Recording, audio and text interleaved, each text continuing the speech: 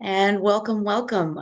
In just a moment, I will hand this over to your amazing state leader, Maria Rodriguez. And right now, we just want to welcome you to Culturally and Linguistically Responsive Instruction for Multilingual Learners. And this work is incredibly important, incredibly pertinent. And we have a wonderful colleague joining us from Portland quite early in the morning here. But before we get started, we wanted to give you a little bit of an overview for the day.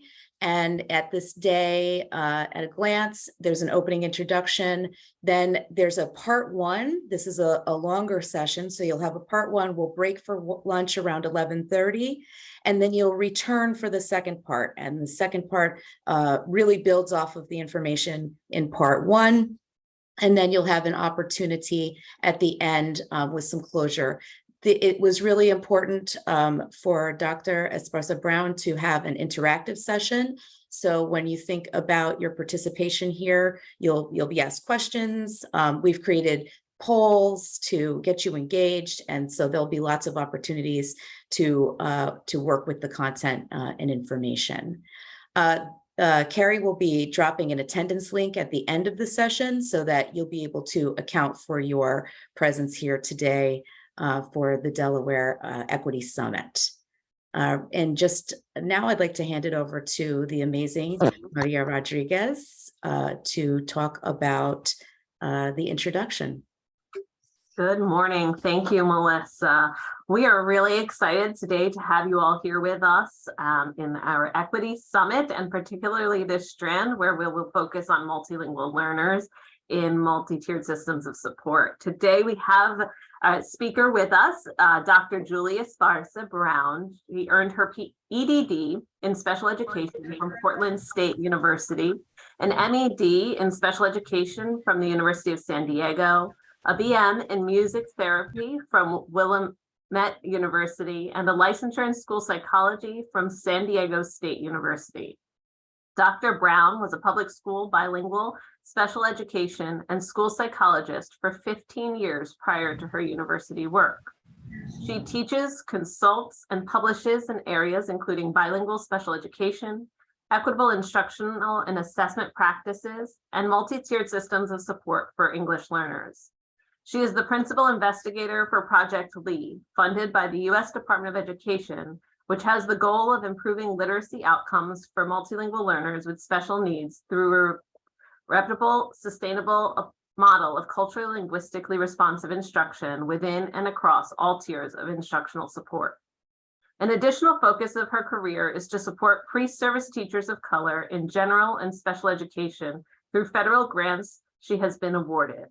To expand her impact on educational systems, she served a 4-year term as a board member of Oregon's largest school district and was the first Latina in the district's history to be elected. Dr. Brown regularly consults with educational agencies and districts on equitable practices for multilingual learners, particularly those at risk for or with disabilities. Her recent co-authored book, Supporting English Learners in the Classroom, Best Practices for Distinguishing Language Acquisition from Learning Disabilities, is available through Teachers College Press. Additional resources from this session, including a recording, will be available for participants. We welcome Dr. Julia Esparza Brown to the Delaware Department of Education Equity Conference. Dr. Brown, thank you. Thank you. Thank you so much for having me. I'm excited to spend some time with you today. And thank you for all of you who introduced yourself in the chat and told me a bit about your roles. So we have quite a diverse audience, and let's get started. I know, Melissa, thank you for handling the slides. So I think we won't spend time on this. Well, let's look at that. So we're going to be looking at a framework for MTSS, but particularly with consideration for multilingual learners. So as I do this work nationally, as districts for the last more than a decade have been figuring out their frameworks, what I notice is the mindset is very often, well, let's just create a framework and then we'll talk about groups like multilingual learners later after we develop our framework, but then are we really addressing the needs of all students? So for me, it is creating frameworks that consider the needs of all students, including multilingual learners. So that's what we'll be looking at, a framework today, and particularly really focusing on Tier 1, because the foundation of a solid MTSS framework is Tier 1 instruction that is appropriate and aligned to all students' need. And this is how we then help answer that question that is the age-old question: how do we know if a student's academic struggles are the result of a language difference or a learning disability? And that really begins in Tier 1. We're going to be looking at how we use data to determine both the appropriateness of core instruction for groups of students, as well as data to determine which students are outliers and perhaps need more focused support. And all of this to ensure that throughout the tiers and the system, instruction and interventions are aligned to the context of multilingual learners' learning profiles. Great. We can skip session description. Okay, so we've been partnering with a local school district here in the Portland metro area in Oregon. And this principal made this comment recently, which I thought was really important to share. The foundation of equitable education is effective Tier 1 for all students. Otherwise, the rest of MTSS is null and void. And that is so true. And you'll hear me reiterating this concept throughout our time together, that Tier 1 really is so foundational to effective practices throughout our system. Okay, and with that, this is a review. I'm sure all of you have seen this, but we are really aligning our work today here in our my presentation along with your guiding principles in Delaware, which are asset-based and culturally relevant. So instruction must be, and you have rigorous grade level opportunities to learn for everyone. So no matter where a student starts, the goal is always those grade level standards. Assessment for learning, so you use a variety of measures. We'll be talking about that. And building learners' autonomy. So scaffolding learning activities to build students' ability to learn, and asset-based is really the key today.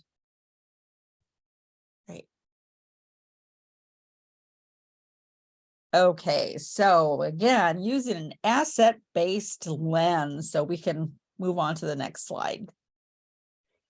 Thanks. Okay, so let's start with what is culturally and linguistically responsive or aligned practice.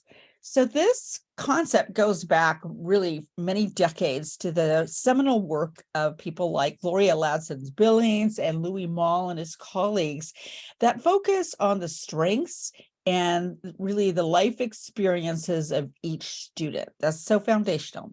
So the assets and strengths are to consider each student's background by looking at, where do they come from? The values that they've been exposed to and that they have from their family and community, their belief system, their lived experiences, their languages, language use in the home, language use in the community, language use in school, and the family and community structures, and that we not only learn about these, but that we leverage their experiences throughout all instruction. And we'll talk more about what this looks like as we go further into the presentation. So with that foundational work, the latest framework, which I've seen mentioned in some of your material, is really we've shifted to the concept of a culturally sustaining pedagogy. And really the difference is that that they're more kind of embedded into all instruction. Next slide, we'll expand on this a little bit. So in culturally sustaining practice, linguistic, literate, and cultural pluralism as part of a democratic project of schooling and as needed response to demographic and social change is the is the focus. So this is from the conceptualizers, the scholars that have given us culturally sustaining practices. So it's grounded within the ecology or the lived experiences of each of our students, and it's developed to align with their pre-existing skills and strengths, again, focusing on assets. And it begins by building relationships so that we really understand all the aspects of our students' background. And knowledge across languages is gathered through screening and assessment and then built upon. So it's really important that even in English only settings, that we're not just focusing on English, because we could be missing half the knowledge base that they have in another language. So we're really wanting to understand the whole child. Okay, so let's look a little more deeply into the context of who are English learners. So or multilingual learners, as I'll be referring to them within this presentation and in my work now, as we really focus on their assets. Again, they have the ability and they're exposed to many languages, which is certainly a strength. So we tend to give them a label and then think of them as a homogeneous group when that's not true. There are so many differences within our groups. So the next slide, let's look at who are multilingual learners. So the group may consist of recent immigrants or those that are born in the United States.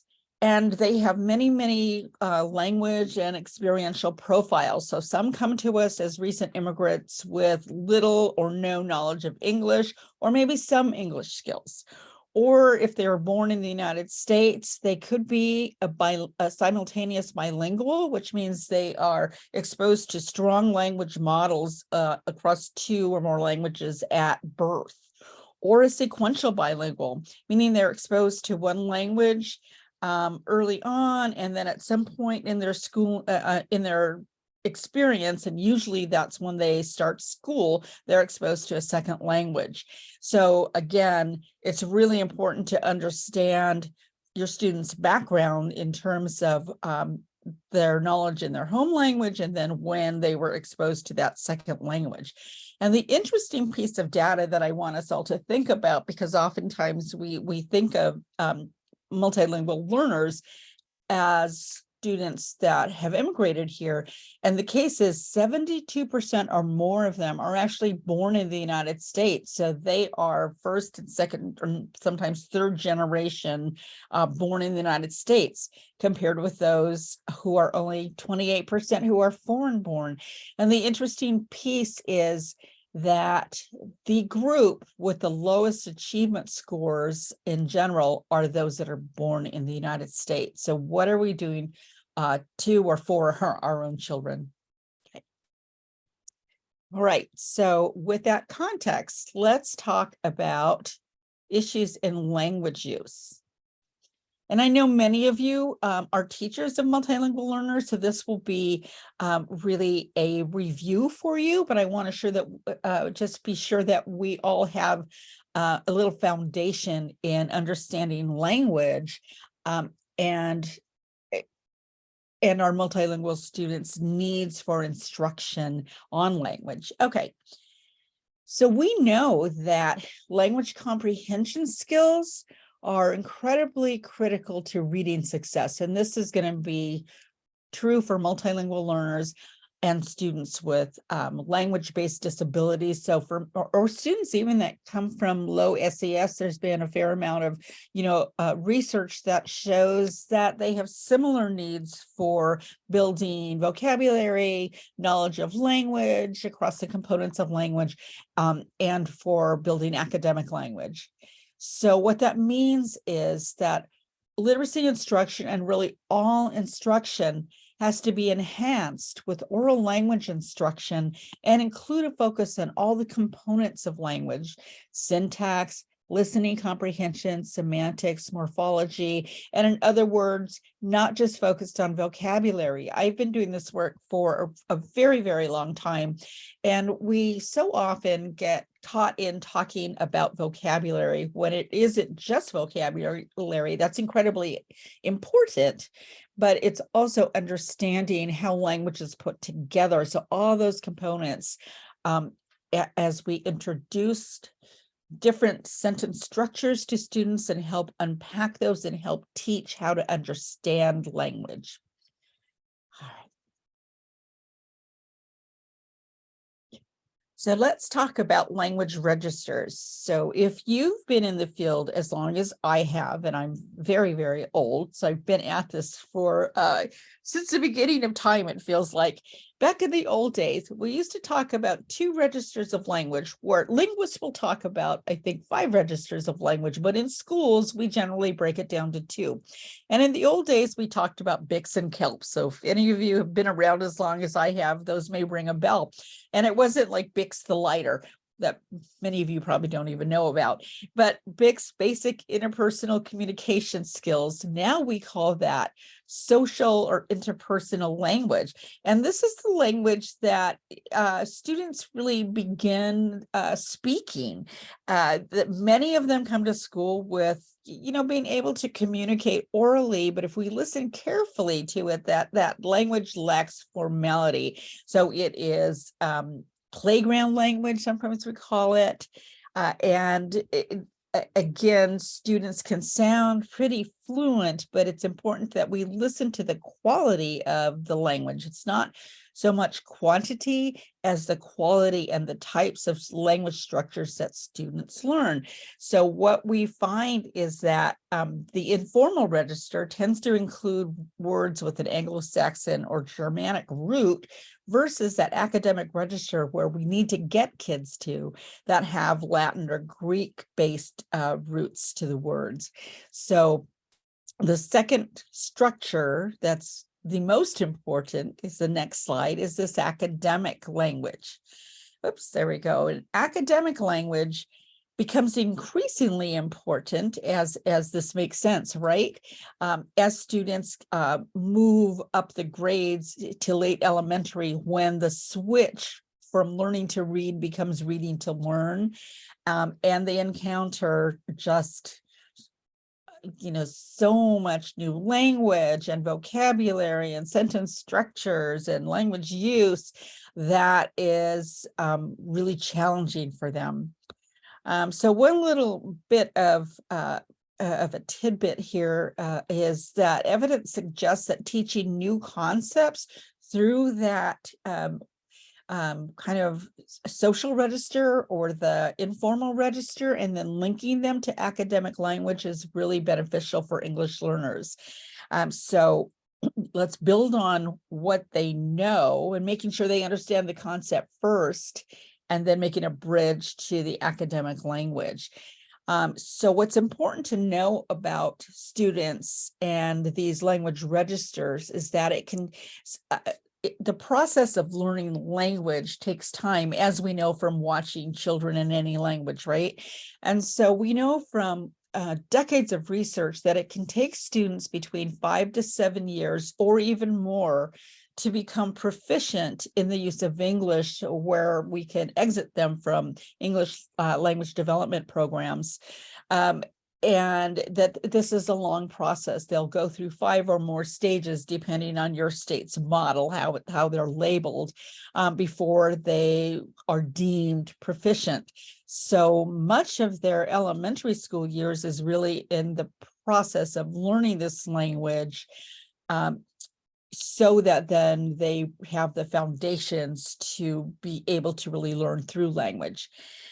And what's important is that students need to switch between language registers so that it's up to us to teach them those formal registers so that they can use those in the appropriate situation or context. And that we teach, when it's okay to use informal language versus the formal language, so if we don't teach students that, I've heard English learners, that may respond to an adult in a formal situation with a, hey, dude, so we need to teach them these social cues too.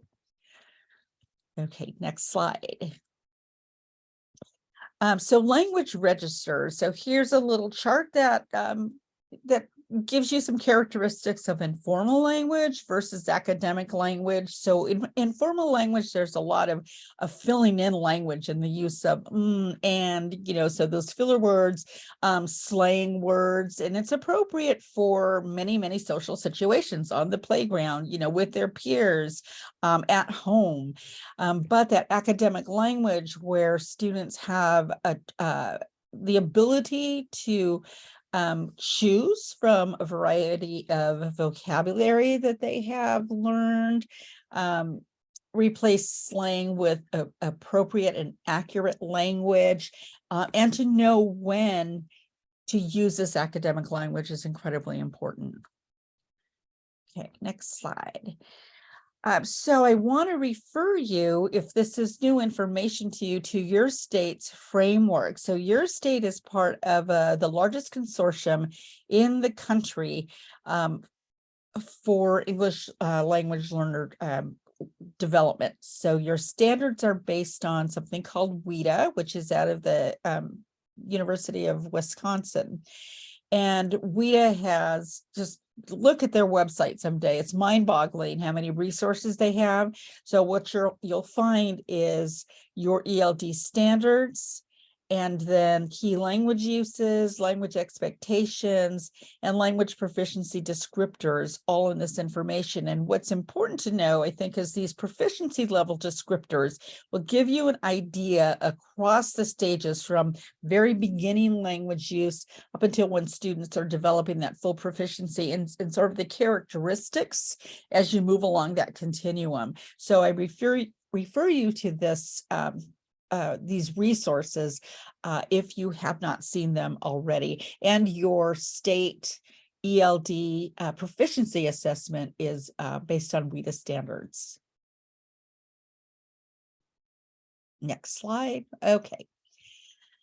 So what I also want to reiterate here is that we know that language and identity are intertwined.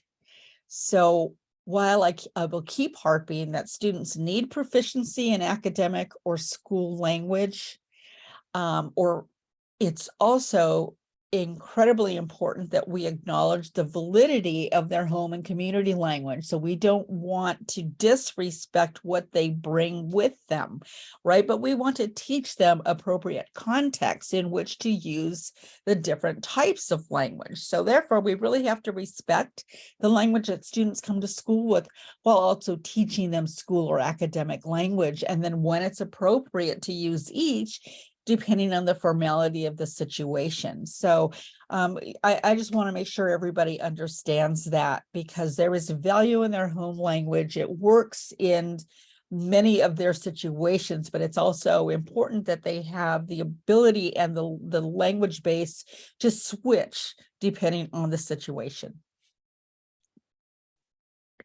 All right, so to wake you all up and give you a little chance to have some interaction here, I want you to take a turn being a language learner. So we're going to practice. What does it feel like to be learning a language and to be learning new content in a language you're learning?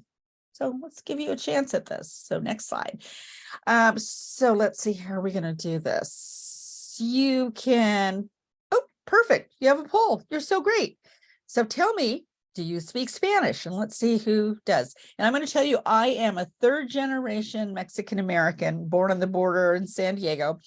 And I'm not a native Spanish speaker. So you'll hear me, my Spanish definitely has an English accent to it. Okay, so good. We have more no's, some partially. So, okay, so this might not be too difficult for you. Thank you, Melissa. Okay, here we go. We're going to get started.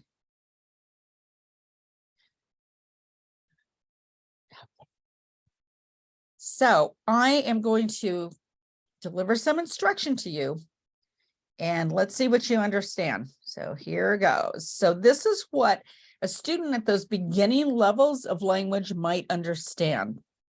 Okay, good morning, clase. Today, vamos a estudiar algo nuevo en math class. Es difícil, así que voy a necesitar la atención de todos.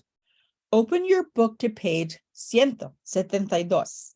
En la top de la page está la palabra neto. La lección de today es sobre la neto. Como dice en la definición en su book en math, neto es un modelo de 2 dimensiones. El neto de un cilindro se muestra en su book. ¿Todos ven el rectangle y 2 circles? Ese es el neto del cilindro. Okay. Now, do you understand what neto is? Take your poll. Are you putting up the poll, Melissa? Yes, hold on one sec. Thanks.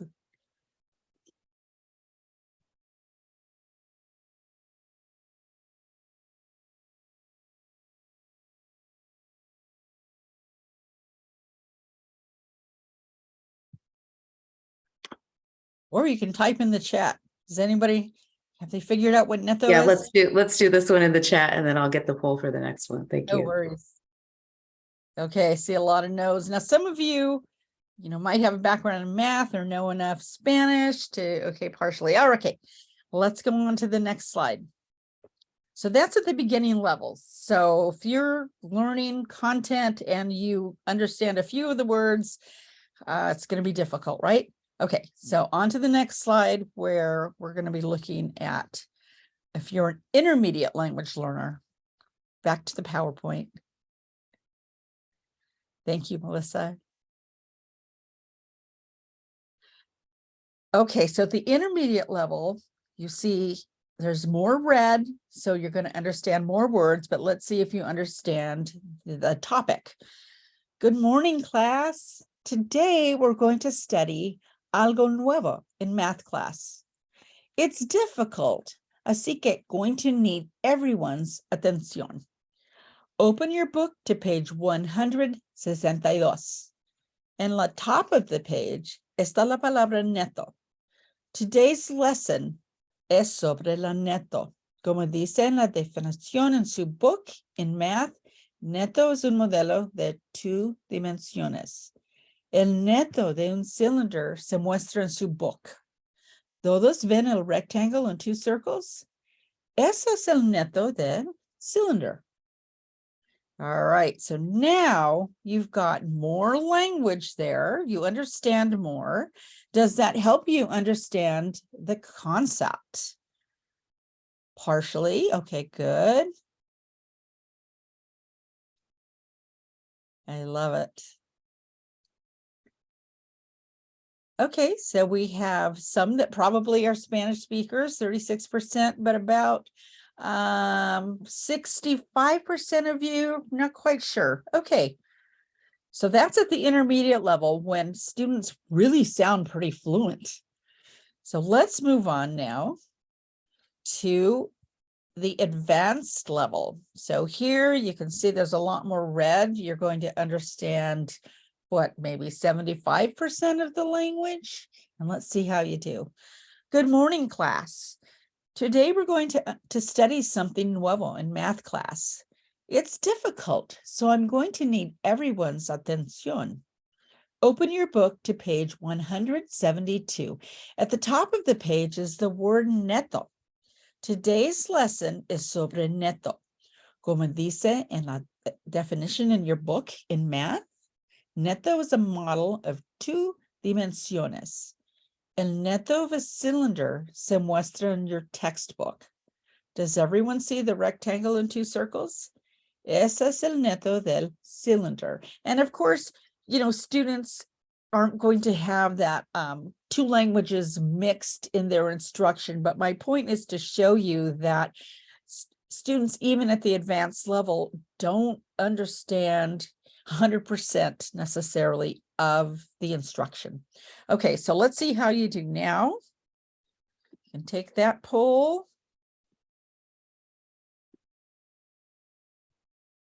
Okay, it's getting better because you have more language that you understand.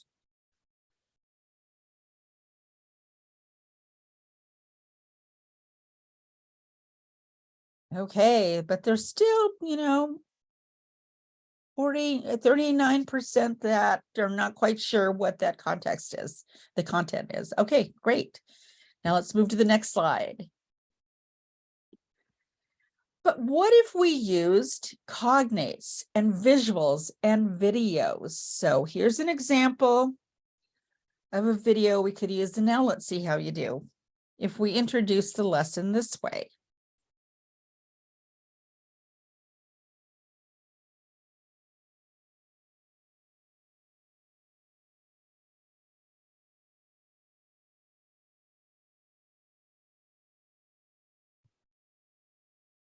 Is there volume?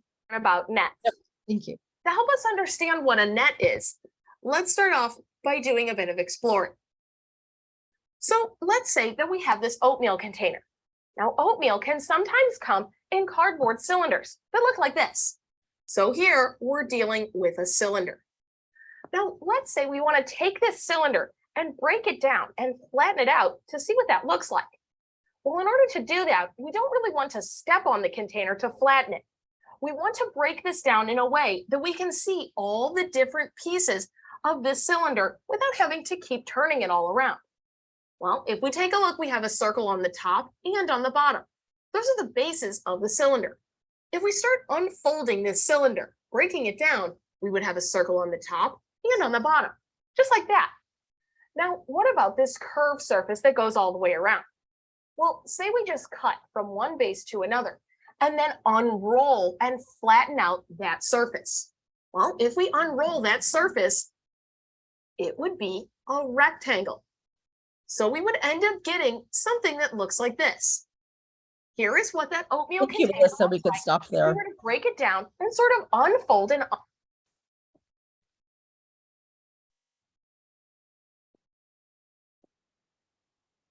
So there's your rectangle and two circles. And if we, let's go back. Can you click? There was another piece of the slide. Oh, no, we're missing something on the previous slide. There we go. And if we use cognate, so what's a cognate? A cognate is when two words really have the same base, so they can be the same word across languages with the same meaning or very similar. So if we show the cognate of Spanish neto, which in English is net, so it's very close. And we can also talk about the variety of definitions of net, because we know that it also could be like a fishing net. So within the context of math, what does net mean?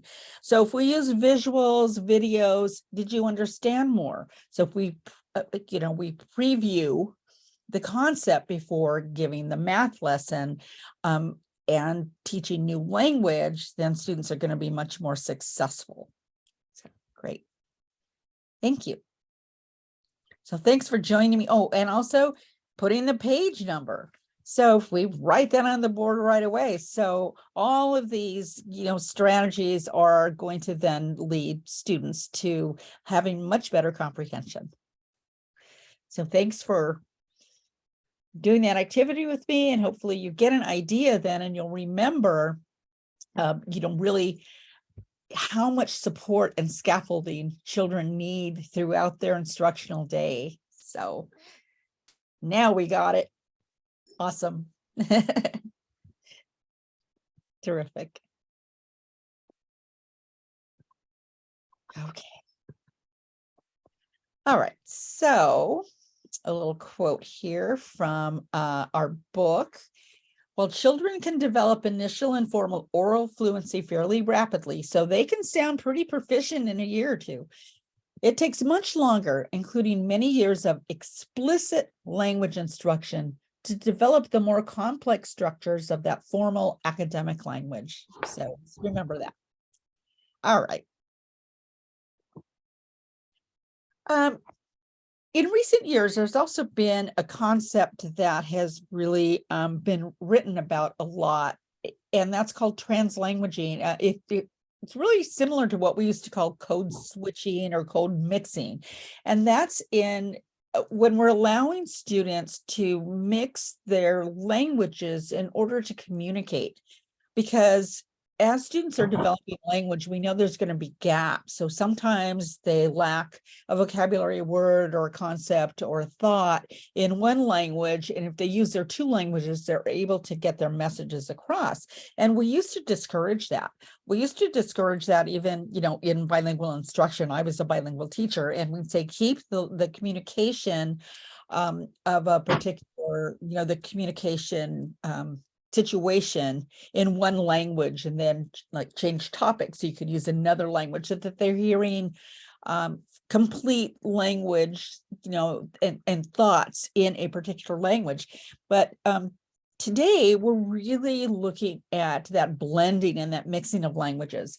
I was in a third grade classroom yesterday where the teacher was really modeling this translanguaging, because it was a dual language class.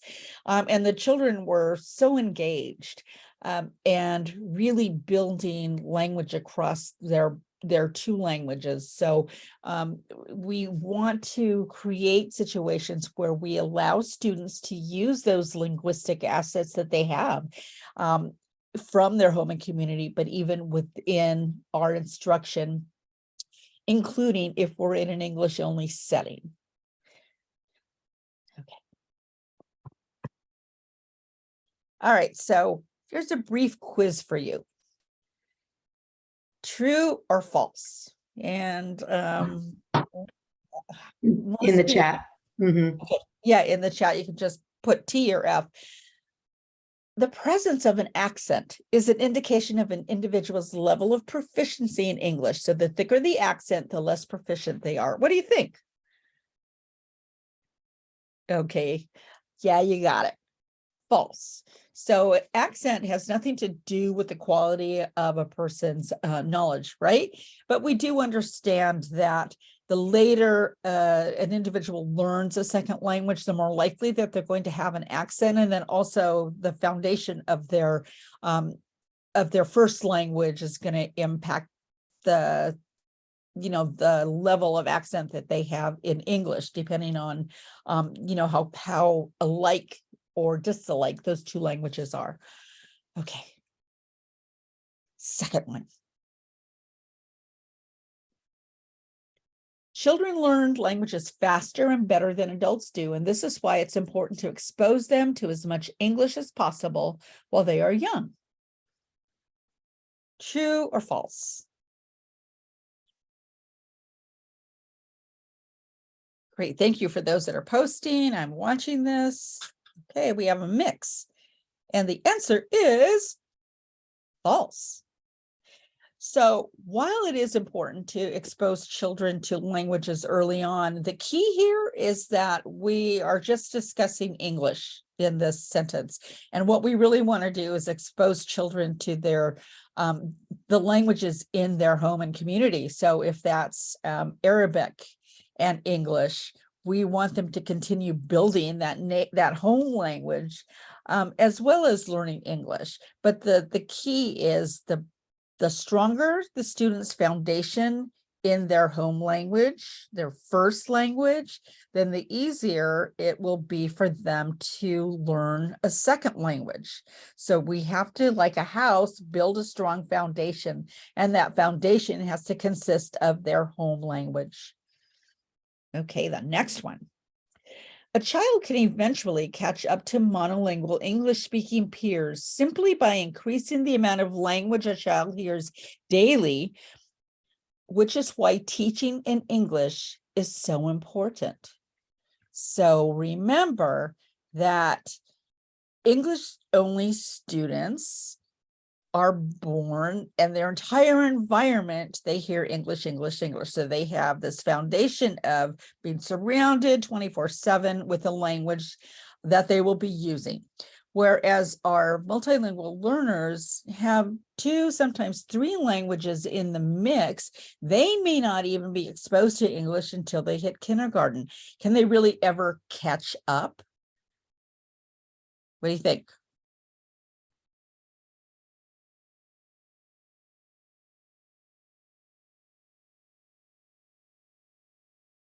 Great. So here a multilingual learner can be very much like a native English speaker, but there may continue to be gaps because, again, they will never have the same amount of exposure to the language. So even when a child is exited from English language development services, we may still see some struggles due to language, some gaps that they have. So I think the point here is that we always need to really monitor to ensure that any struggles we see, particularly after students exit programs, are not due to language. Okay, next one.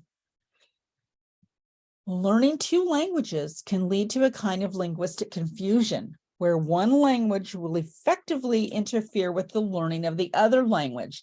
This is why it's always best to make sure a child is hearing and learning only one language. True or false?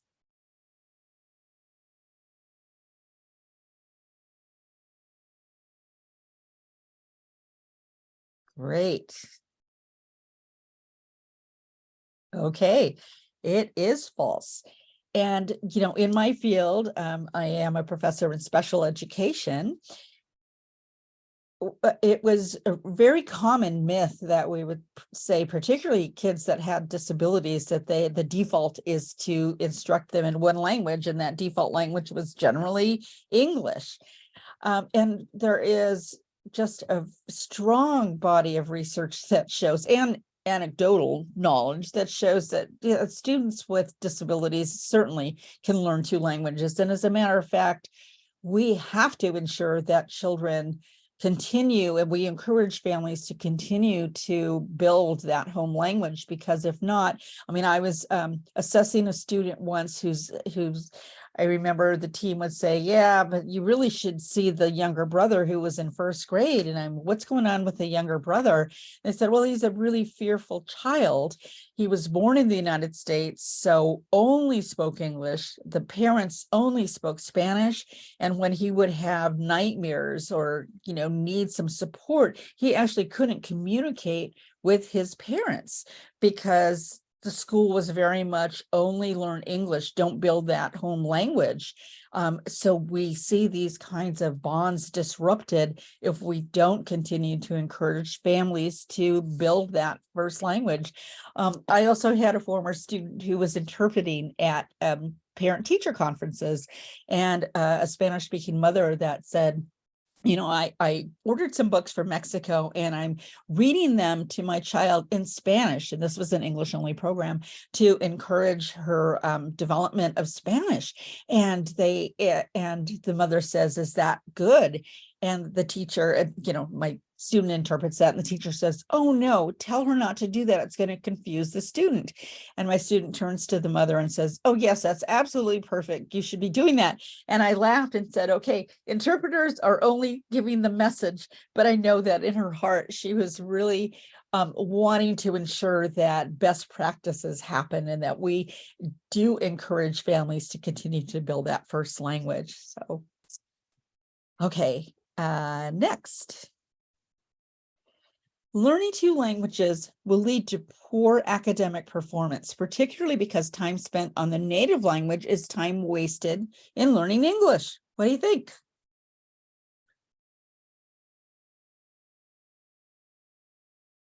Great. Now you're starting to get the pattern. All of these are myths, right?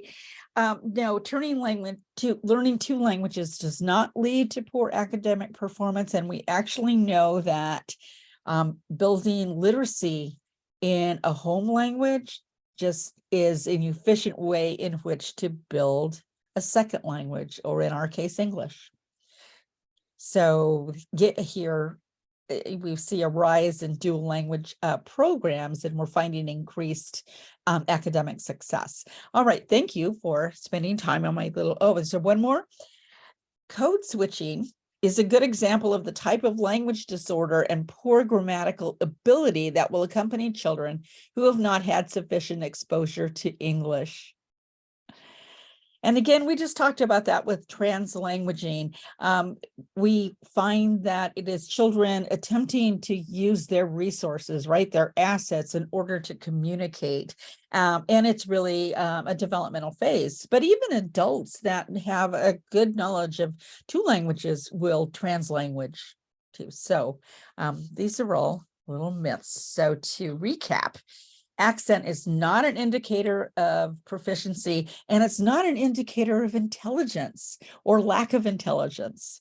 So I had a student who immigrated from Cuba following a girlfriend, right? And came with very little knowledge of English and worked in restaurants.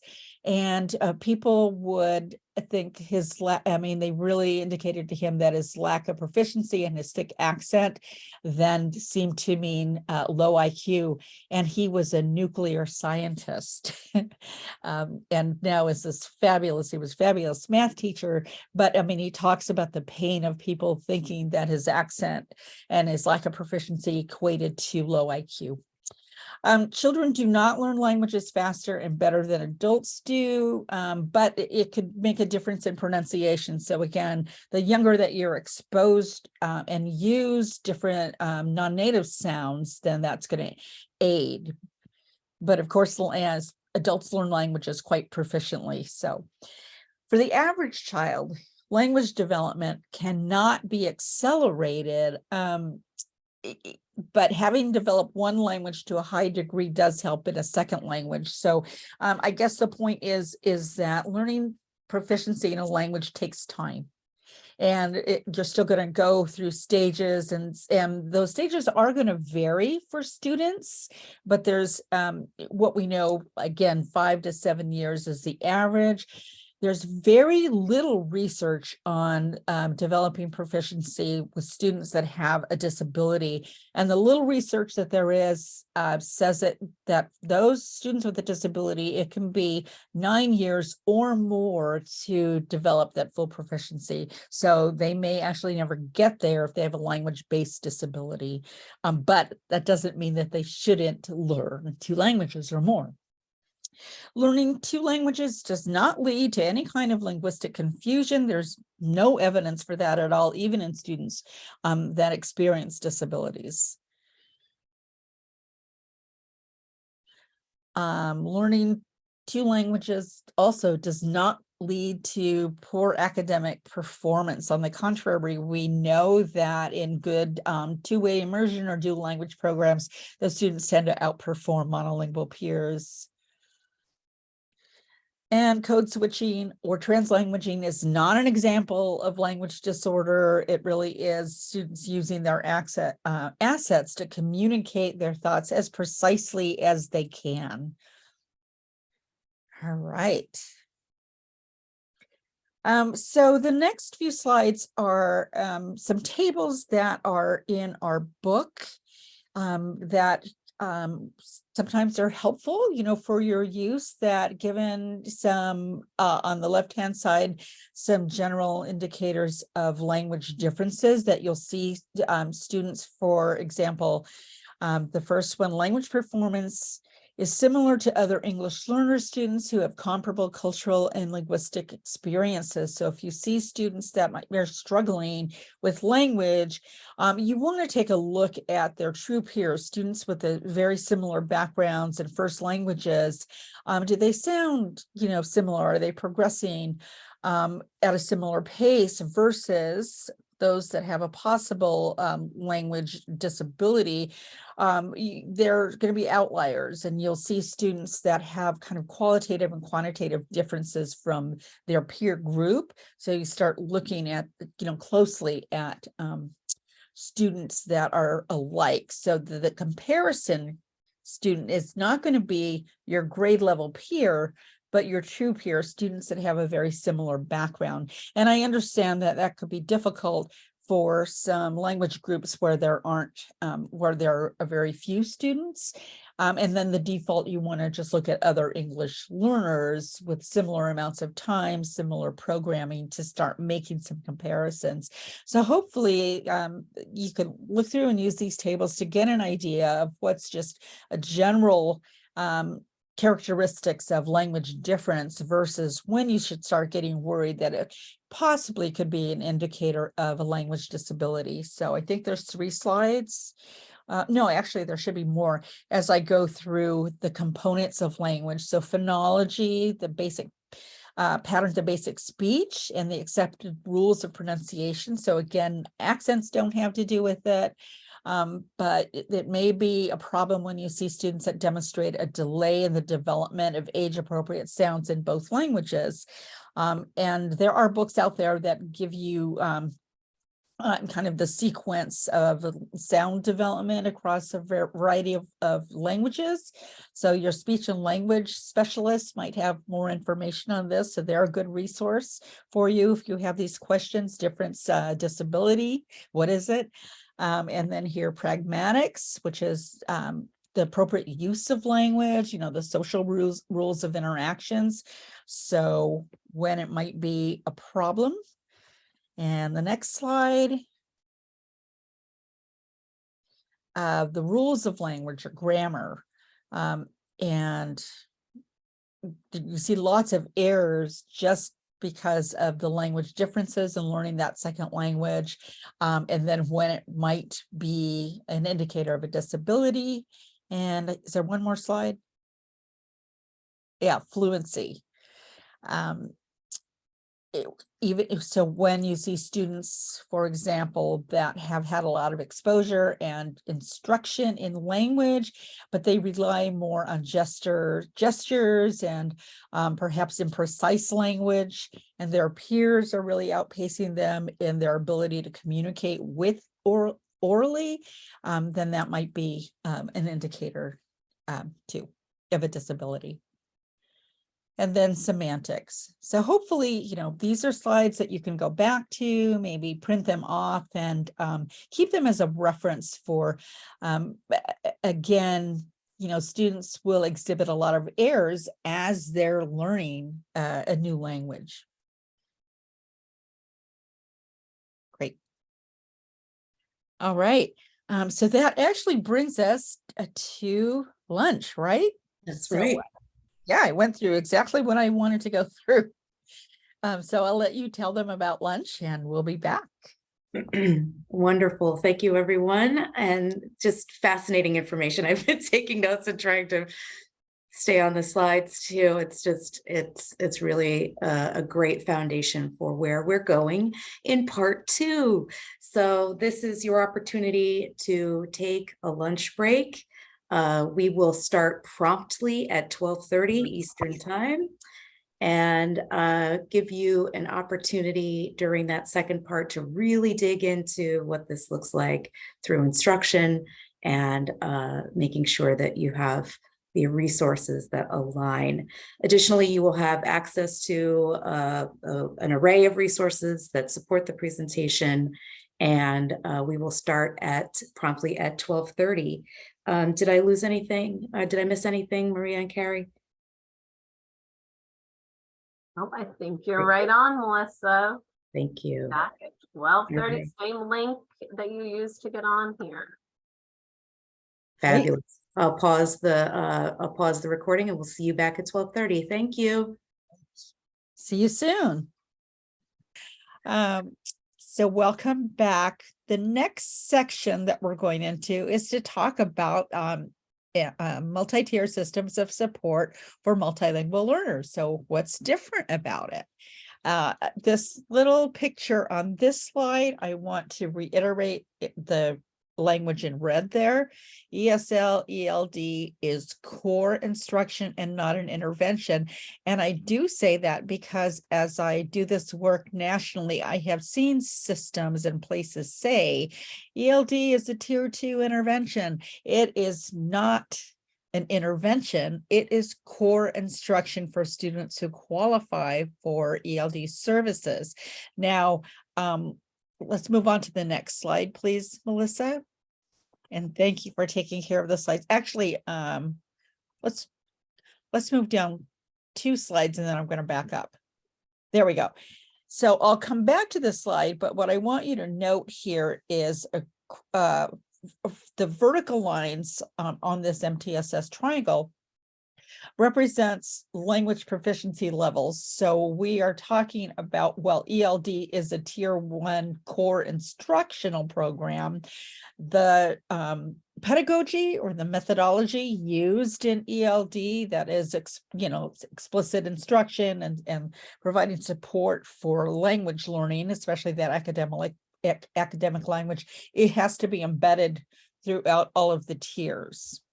So we'll come back to this slide. All right, so if we go back 2 slides, there we go. So following along our asset-based learning principles, MTSS is an asset-based framework. So here are some big ideas from it. So it's an ecologically driven assessment system, and I will define what that means coming up here ahead. Ecologically driven assessment system. It's also an ecologically driven data-based decision-making with collaborative teaming. And so what I love about MTSS is I tell people it's an opportunity to make new friends. We have been so siloed in education, and I think that continues in many systems. But this is asking us, the system really requires that we work across with our various colleagues that have a variety of expertise within a school that come to help make decisions about educational programming and supports for students. It's also a multi-level prevention system. So when it's done right, and tier 1 is strong for all students, it is a prevention-oriented system where we're providing the right amount of supports at the right time for students so that they don't experience academic failure, and that we promote language and support learning for all of our students. And in this slide, EM is the same as multilingual learners, or it's emergent multilingual students. We have many labels for our students. Okay, next slide. So this shows some of the really important components of an MTSS system. So 5 years ago, I was awarded a federal grant to the Office of Special Education Programs to work on designing MTSS systems for multilingual learners. Specifically looking at tiers 2 and 3, but of course you can't start with tiers 2 and 3 because the foundation of it all is tier 1. So we really looked across this system, and the important parts of our model that I do want to point out here is it starts with self-assessment. You have to look at your own system and really identify, what's working and where there are some gaps. And I'll share a protocol with you a little later that is free and downloadable to do that self-assessment. And it takes school leadership to develop that model. So your leader and your leadership team is really important in providing the kinds of framework and the time to do the collaborative teaming that you need. And then you implement your system, your multi-tier system of supports that is inclusive of the considerations that are important for multilingual learners. You provide the training through job embedded professional development. Families need to be engaged throughout this process. And yes, it does include behavior.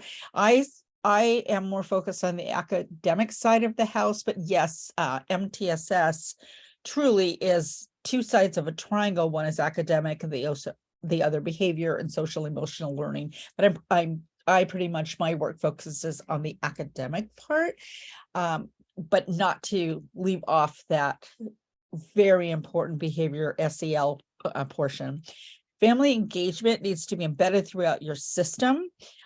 You work for sustainability, so this can't be just short-term goals of getting your system in place. It really is about continuing to strengthen your system and sustain it over time. So those are the important pieces for school systems. For our model, we had dissemination and evaluation of our findings. And so part of the dissemination is work that I'm sharing with you today, and our tools that are free and downloadable to you. Okay. So our framework for our MTSS model is familiar in terms of, you've probably seen the 3-level triangle before. And it's divided into 3 sections: green, yellow, red. And as you see, the green here, it's the largest portion. That's tier 1 or core instruction, and that should meet the needs of about 80% of each student group based on, multitudes of data. For students that aren't at grade level, so we say that statistically speaking, about 20% of students may not be at grade level, and I know that this is theoretically kind of the perfect framework percentage wise, and your system may look a little different. We'll talk about that, but it should be meeting the needs core of about 80% of each student group. And what's important is not just the 80% of the class, but looking at student groups. And for those 20% of students that are not at grade level, we may move them up to tier 2 or strategic support. And we would hope to meet the needs of about 15% of the students in tier 2. Tier 3, which is just the tip of the triangle here, is reserved for about 5% of the students that have the most intensive support needs. So within this triangle, over here, students with disabilities can receive services at any of the levels, and they should be receiving services in tier 1, but they may get tier 2 or have tier 3 services. And in some systems, tier 3 is inclusive of special education. I've seen many models that have a tier 4, which is to identify special education as a separate system.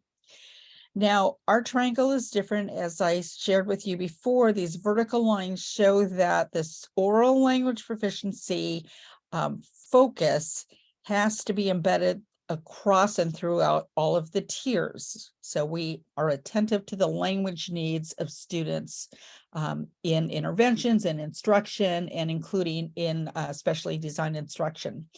Now here, surrounding the triangle in the blue is something called the PLUS framework, which I will introduce you to a little later, but that is really the culturally and linguistically responsive or aligned or sustained instruction.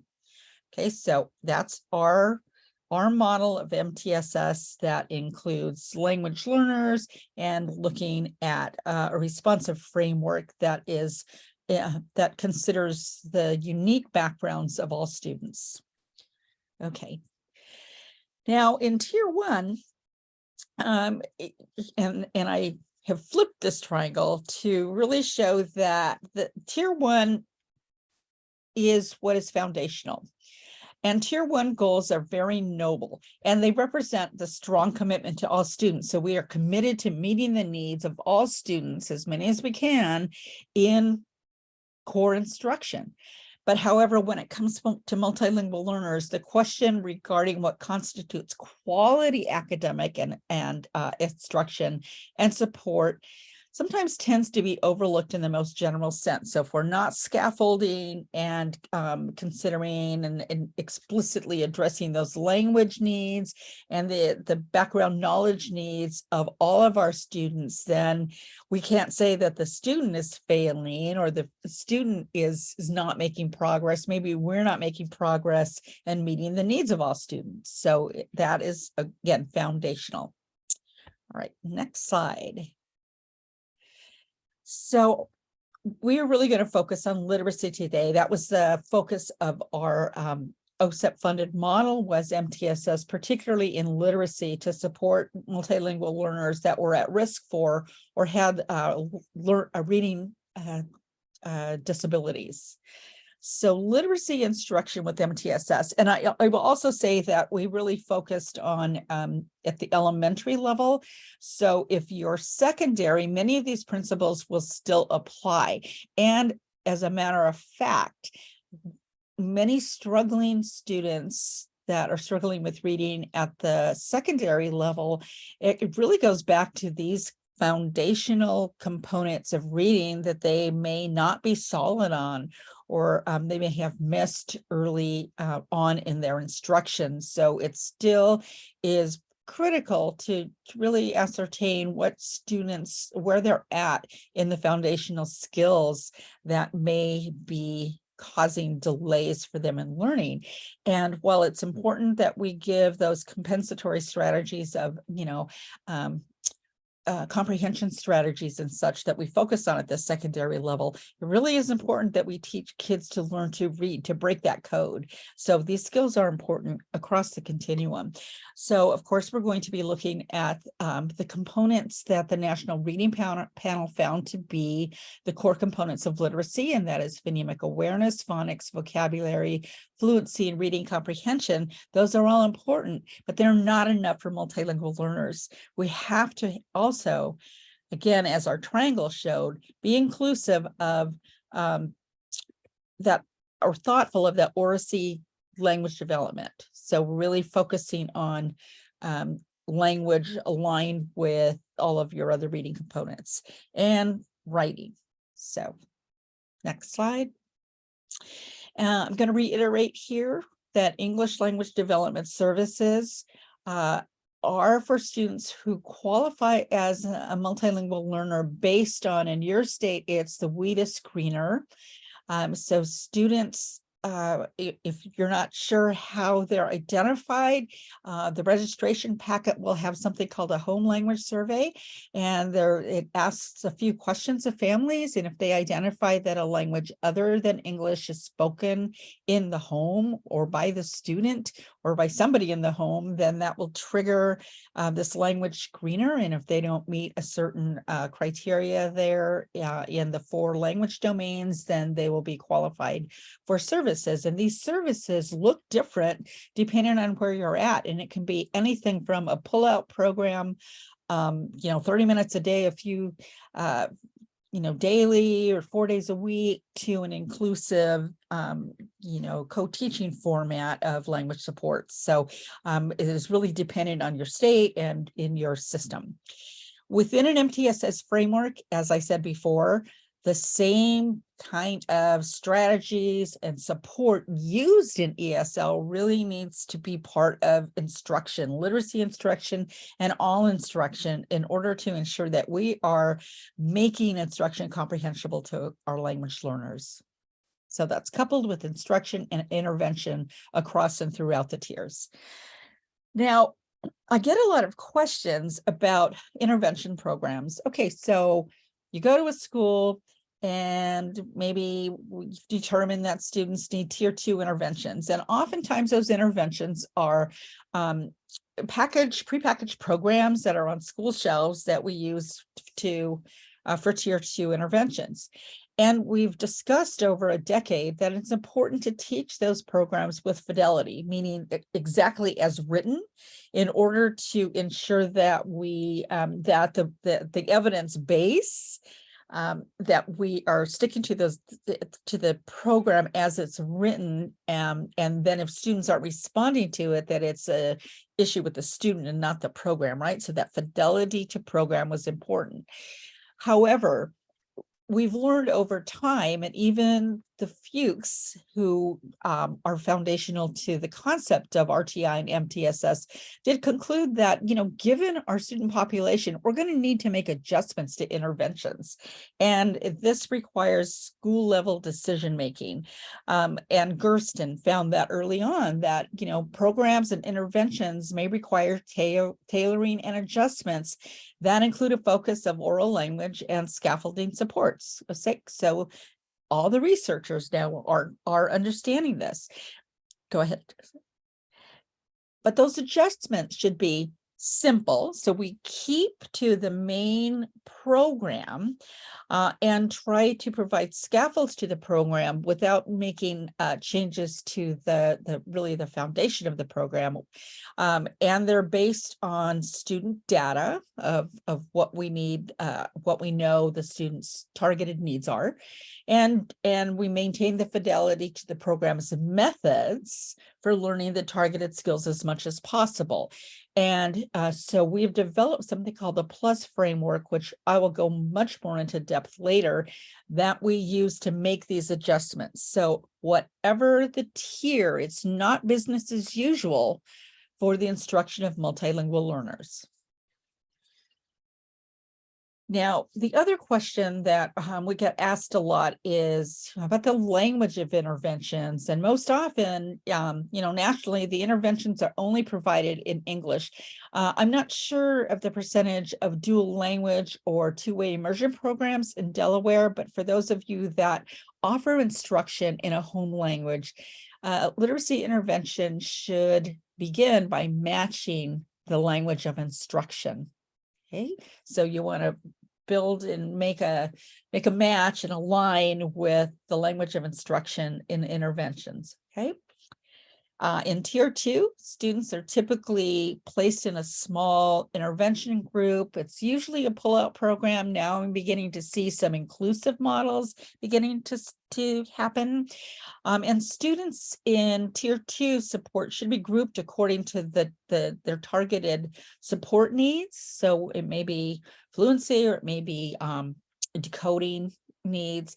And also, if they're multilingual learners, looking at similar language proficiency levels within the group. Now, they don't have to be the same, because sometimes it's helpful to students at a lower language proficiency level to be paired with somebody a little higher, but we don't want a whole range of, beginner to fully proficient students within a group.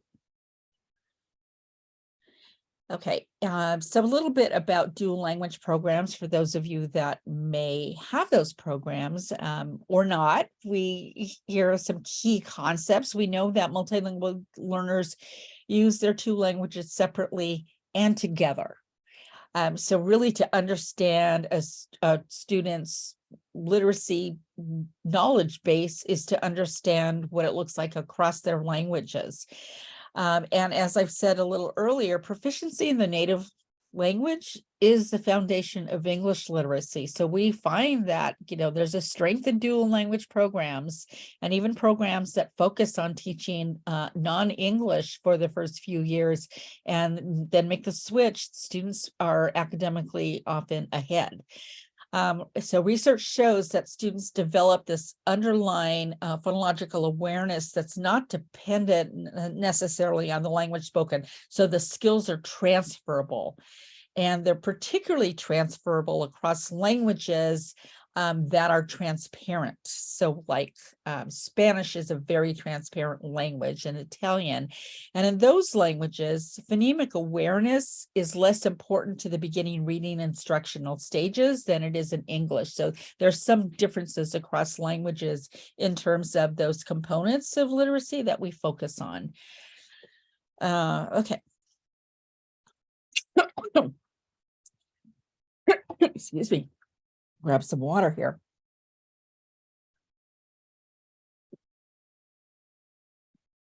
Okay, so let's talk a little bit about what do assessments look like within MTSS.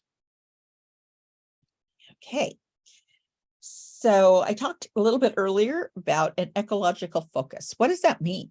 So an ecological focus drives database decision-making, and that is one that considers students' environmental characteristics. So their learning environment and how that's going to impact their assessment. But we really consider the students' environments, not just at school, but their home lives, languages used, community lives. So we look holistically at a student's ecology.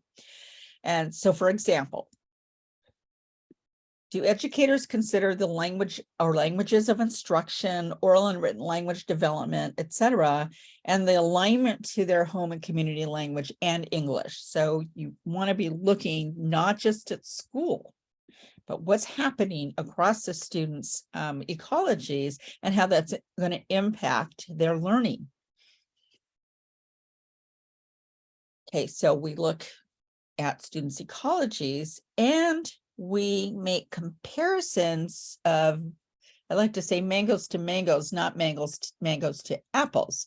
So we are always going to keep those grade level standards in mind, but when we're trying to gauge progress in student groups, we want to make comparisons to their true peer or the students that they're most alike to on developmental, linguistic, cultural, and other dimensions. Okay, and sometimes it is hard to find those true peers, particularly in languages that are less common. But the point is we can't compare the progress of a multilingual student, with limited English proficiency, learning in English, to their second grade English only peer. That's not a fair comparison. So true peer comparisons are not meant to be precise, but rather give you an idea of looking to see who might be outliers as compared to students in their similar situations. Okay, so a true peer group, we're going to be looking to see if there's adequate progress of the group. Are they making progress towards grade level standards? So it's almost a program evaluation. And then that also will show us students that might be those outliers from their true peers that may need more individualized support. Okay, so here are the questions to ask. So we examine classroom level data through screening. And the question's going to be, are 80% of all students or student groups close to or at benchmark, at grade level benchmark? Here's the important key. We disaggregate the data by student groups. So then start analyzing your data in different ways. So what does the multilingual learner group look like?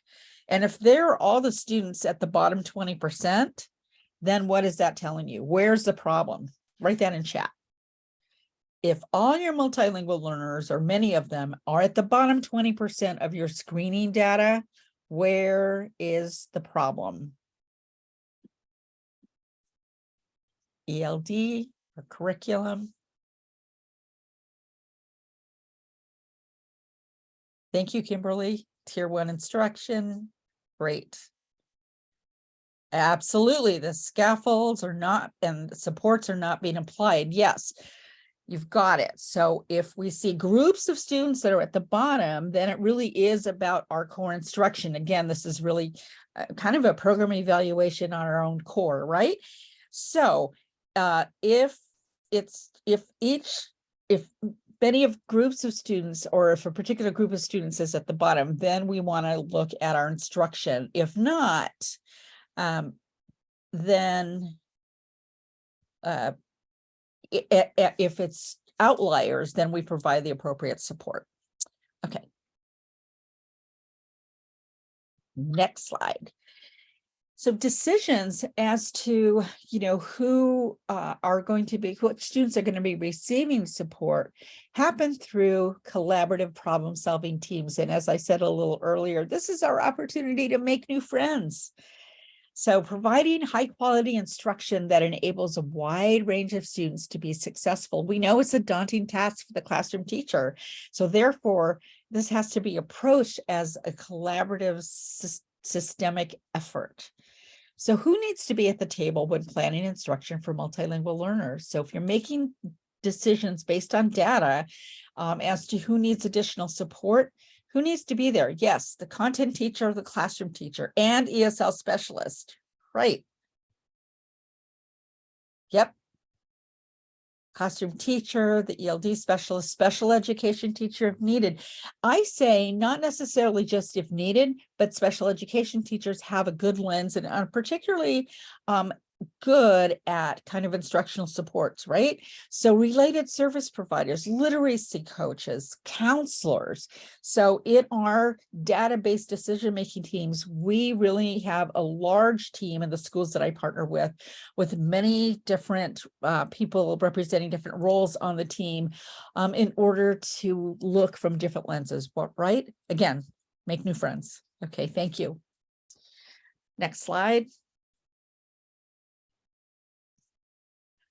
Okay, so student level assessment data then are used to match the identified student with the right instruction, the right level of support, yeah, on the targeted skills. So assessments can be one of three kinds, and I'm sure this is not new information to you. They could be summative assessments like end of the unit tests or statewide assessments. So that's data we look at. Formative assessments, which is very commonly used within a MTSS, so curriculum-based measures that we use for screening and to monitor students' progress towards their targets. Could be observations by the teacher, by specialists, checklists, writing samples. So all of that is really important information. And as students require more intensive support, we might be looking to diagnostic assessments, such as standardized assessment tools to be helping guide our decisions. So we use a variety of assessments, and it's always about multiple data points and multiple sources of data. So not just one test, but we triangulate our data by using multiple sources. Okay, so we use these different assessments to make student, class, school, and district level decisions. And we saw that a little earlier in our example of if all the students at the bottom 20% are one group of students, then we make different classroom level decisions based on that. So generally, we begin with universal screening assessments at the beginning of the school year, and in a robust system, these screenings might happen 3 times a year, so that we're seeing mid-year who's continuing to be on target or who might need support mid-year, and then at the end, how did we do? And screening data identifies students who might need this additional assessment and instruction. And it also helps us look at core, as we said. All right. So screening data, what are these? So these are quick measures. They're generally curriculum-based measures. And in dual language programs, they should be administered in both the instructional languages. And we also need to consider across all of our assessments, the language proficiency of a student. Do they have the language needed to to be successful, to show, demonstrate the skills that we are asking them to, to be proficient in, or is language the basis for their difficulty? So it's always looking at that language proficiency and see how it's impacting students' assessment data. So progress monitoring data are a key source for decision-making across the tiers. So once we've screened and figured out who needs additional support in tiers 2 and 3, and even in tier 1, we monitor students' progress to make sure that they're continuing to make progress and they haven't stalled out on their acquisition of skills, right? And so all assessment data has to consider the appropriateness and relevance of the task to the student's unique background. As we do talk a lot about bias in assessment, it truly is something to look at. And it's in the way that we interpret the scores. So tests in themselves are really about, the bias comes in the interpretations of the score. So what's our hypotheses as to why students might be struggling, language or skill?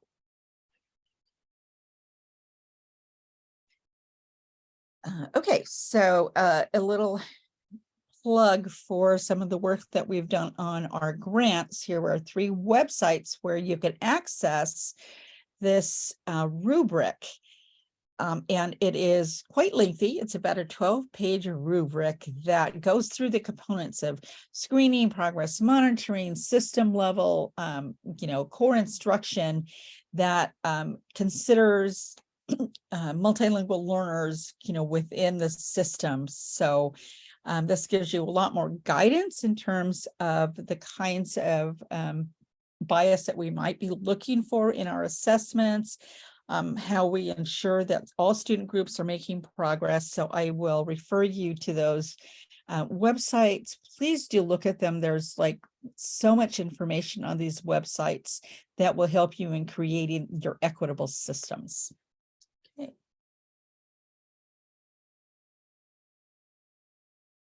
Okay, so let's drill down a little bit to look at what do these data meetings look like within a multi-tiered system of supports. So all data meetings are really take the problem-solving approach. So first we identify a problem.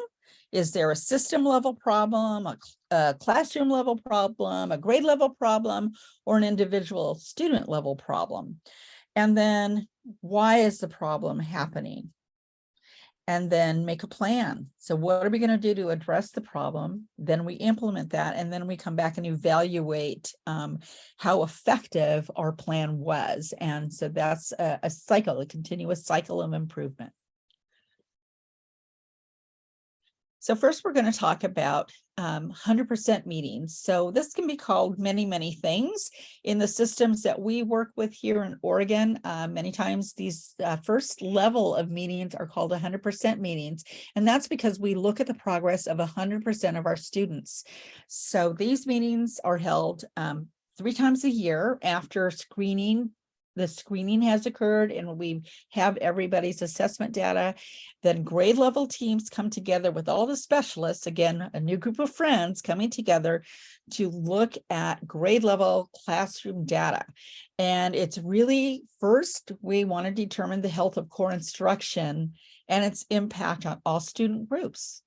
And if we're finding that certain student groups are falling behind, then what kind of adjustments do we need to make to core instruction so that all students really have access to grade level instruction? We also look at language assessment data that's provided by the ELD or the multilingual language specialist, because they're integral to this system in talking about, how students' learning is going to be impacted by their need for language supports, and how we plan to differentiate instruction to meet their needs. So the first level, again, 100% meeting, so we look at all students. Next slide. So core instruction is prioritized in these 100% meetings. So we disaggregate the data again to look at groups, and then we start making determinations if we see that no one group of student is falling behind. Then we start looking at individual students who might need support, and then start making some intervention group assignments based on the targeted skills that they need to develop and language supports. Next slide. Did I get stuck? Okay. Let's see, where was I? Okay. Was this the next slide?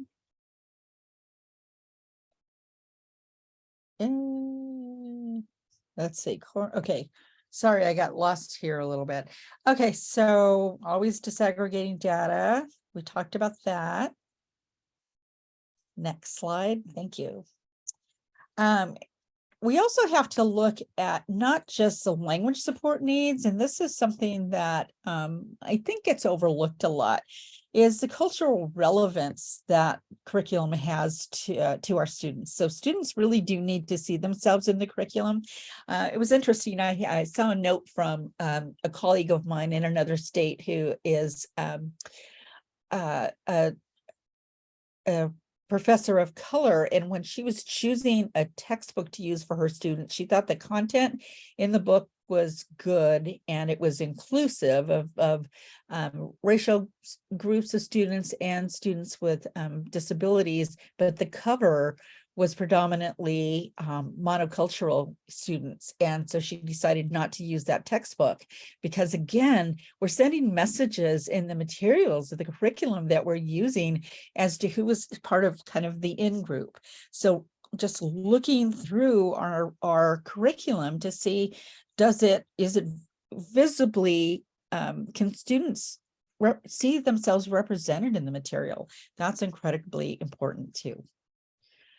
All right. And just a quick question about CBM, if you could clarify CBM. Oh, I'm sorry, curriculum-based measures. So curriculum-based measures, which there are standardized curriculum-based measures, and those might be in Oregon, what's pretty common here is DIBELS. There are Ames Web is another one. There are Easy CBM. So there are many systems of curriculum-based measures. Great. Thank you for, I guess somebody put that in the chat. Yes, ask questions along the way, and Melissa, stop me anytime, just like that. That was perfect. Great. So the essential question to answer here is this: is core instruction differentiated to align with English learners' linguistic, cultural, and experiential backgrounds so that we can determine that students' challenges are not the result of inappropriate educational opportunities? Okay, so that's really what's key, is to make sure that the curriculum is not the root of a student's struggles. Next. All right, so once we've held the 100% meetings and we've decided 20% or so of the students that need additional supports, and I do realize in some systems it may be more than 20% of the students. We're still working at trying to level kind of our percentages, right, in many systems. Then we provide interventions for them, and then we come back after a period of time, generally about a school's quarter, to gauge their progress. And so once again, they're not a multidisciplinary team in terms of special education, but we include many disciplines in these collaborative planning teams. We look to see who's making progress. And if students aren't making progress, we might need to shift groups. We might need to provide more intensive support, and we might do that by changing curriculum or the interventions. We might increase the time, decrease the size of the student group. So we make these adjustments, and we continue then to monitor to see who's making progress or not. Okay, and as I said, then we make plans based on the data. Next slide. And for students over time, so we're not just going to give this a 4 to 6 week shot. We need to allow some time to really establish the interventions and to gauge who's making progress or who needs more intensive support. At that point, if we're thinking about tier 3 supports, we go to an individual problem solving meeting where we look at the individual child. And at this point, we want to make sure that families are involved in these meetings. Now, in many of our systems, through technology, parents are kept, pretty well informed of how their students are doing daily in classroom instruction and in screening data. But by this problem solving meeting, you really want to make sure that you have parents involved. And so this is when we meet to really look at the individual needs of a student, and sometimes this is really a precursor to a special education referral evaluation. So when we've gotten to this point, we've provided a series of interventions that are increasingly intense. And now at this point, we could just look at intensive tier 3 instruction, but it also could be that we use all the data that we've gathered, and we might be looking towards a special education evaluation. Meetings are reconvened at about 9-week periods so that we're not letting kids fall through the cracks. So now we're going to look at how we analyze the data. So those, in theory, were our meetings, but now let's look at the kinds of data that we analyze during these meetings. Okay. So first I'm going to start with what we look at if we're in a dual language setting, because what's important is when we started working with our partner schools and their two-way immersion schools, they would go through English screening data. Okay, these are the kids that need support. Now let's look at the Spanish data. And as I sat there, I'm like, no, we need to look holistically at students, because again, students are a product of language 1 and language 2. So if we look at the students in only one language, we're not looking at the entire student. So in our system and in many systems, if students are at benchmark, their screening data might be identified with a green, in green. Strategic level, and generally that's tier 2, be yellow, and intensive needs, red. Okay, next slide. So here we have ORF is the English data. It's oral reading fluency. And FLOW is Spanish data, fluidez en la lectura oral. So let's look at student 1. Student 1 is green across 2 languages. So you can type in the chat. Do they have any support needs across their language? No, right. They're on target, right? Across 2 languages. But now let's look at students 2 and 5. So student 2, in one language, they're on target or at or about grade level. And in Spanish, they are at the strategic need. Student 5, it's flipped. And we don't know the home language of these students. I didn't give you that information. This is probably a native English speaker. This is probably a native Spanish speaker. But what it shows is a little bit of need in the second language, but they've broken the code. They're on target in one language. So they don't really have a lot of need for support. It's more about teaching to transfer the skills they've learned in one language and how that's going to affect the second language. Next slide. But so these students again, number 3, let's look at this student. They're on target in English, but in Spanish, they're at the intensive need level. So do they need support? What would you say? Put it in chat.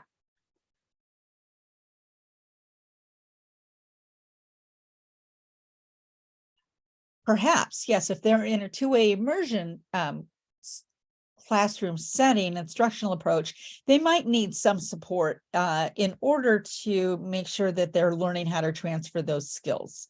So again, the good news is that they have broken the code, they're on grade level in one language. So that's important. And then we use that knowledge base to bridge to the other language. Next slide. Okay, so there's more of examples here. So let's move on though. We're kind of running out of time. So you get the idea that when we look at across languages in a two-way program, we get different pictures emerging of who really needs interventions or who needs intervention in terms of just teaching for transfer. In this case, if we look at student 7, red across the languages, do they need intervention support? Put it in the chat.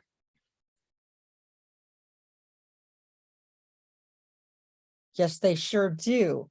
And that intervention support should align with their language of instruction, and hopefully that aligns with their stronger language. Okay. Great. Okay. So here is an example of, here I tell you who the English learner students are, and if a student has an IEP or not. I'm checking my time, and who might need support. So actually, I'm going to ask you later, this is something valuable that you could do with your teams at your school to start asking questions about the kinds of support students need when we look holistically. If you're in a dual language program, in the interest of time, we're going to move on here. Okay, so now we're going to ask the question, well, what constitutes progress? So here, the red line is the grade level aim line. Okay, so the grade level standard. And I'm going to introduce you to our student with this crazy name, Egberto. So Egberto is a multilingual learner student. And here is his progress in the green line. So if he's making progress that's comparable to the slope of learning that his English speaking peers are, is he going to close this gap? The blue line shows his progress if he makes progress that compared to his true peer group. What's that gap look like? And if he makes less progress compared to English speakers, where that gap might be. So the point is, we always need to keep the grade level aim line as our goal, but then really look at the data in different ways to see if we're closing gaps and to start making decisions about which students may need additional support. Next slide.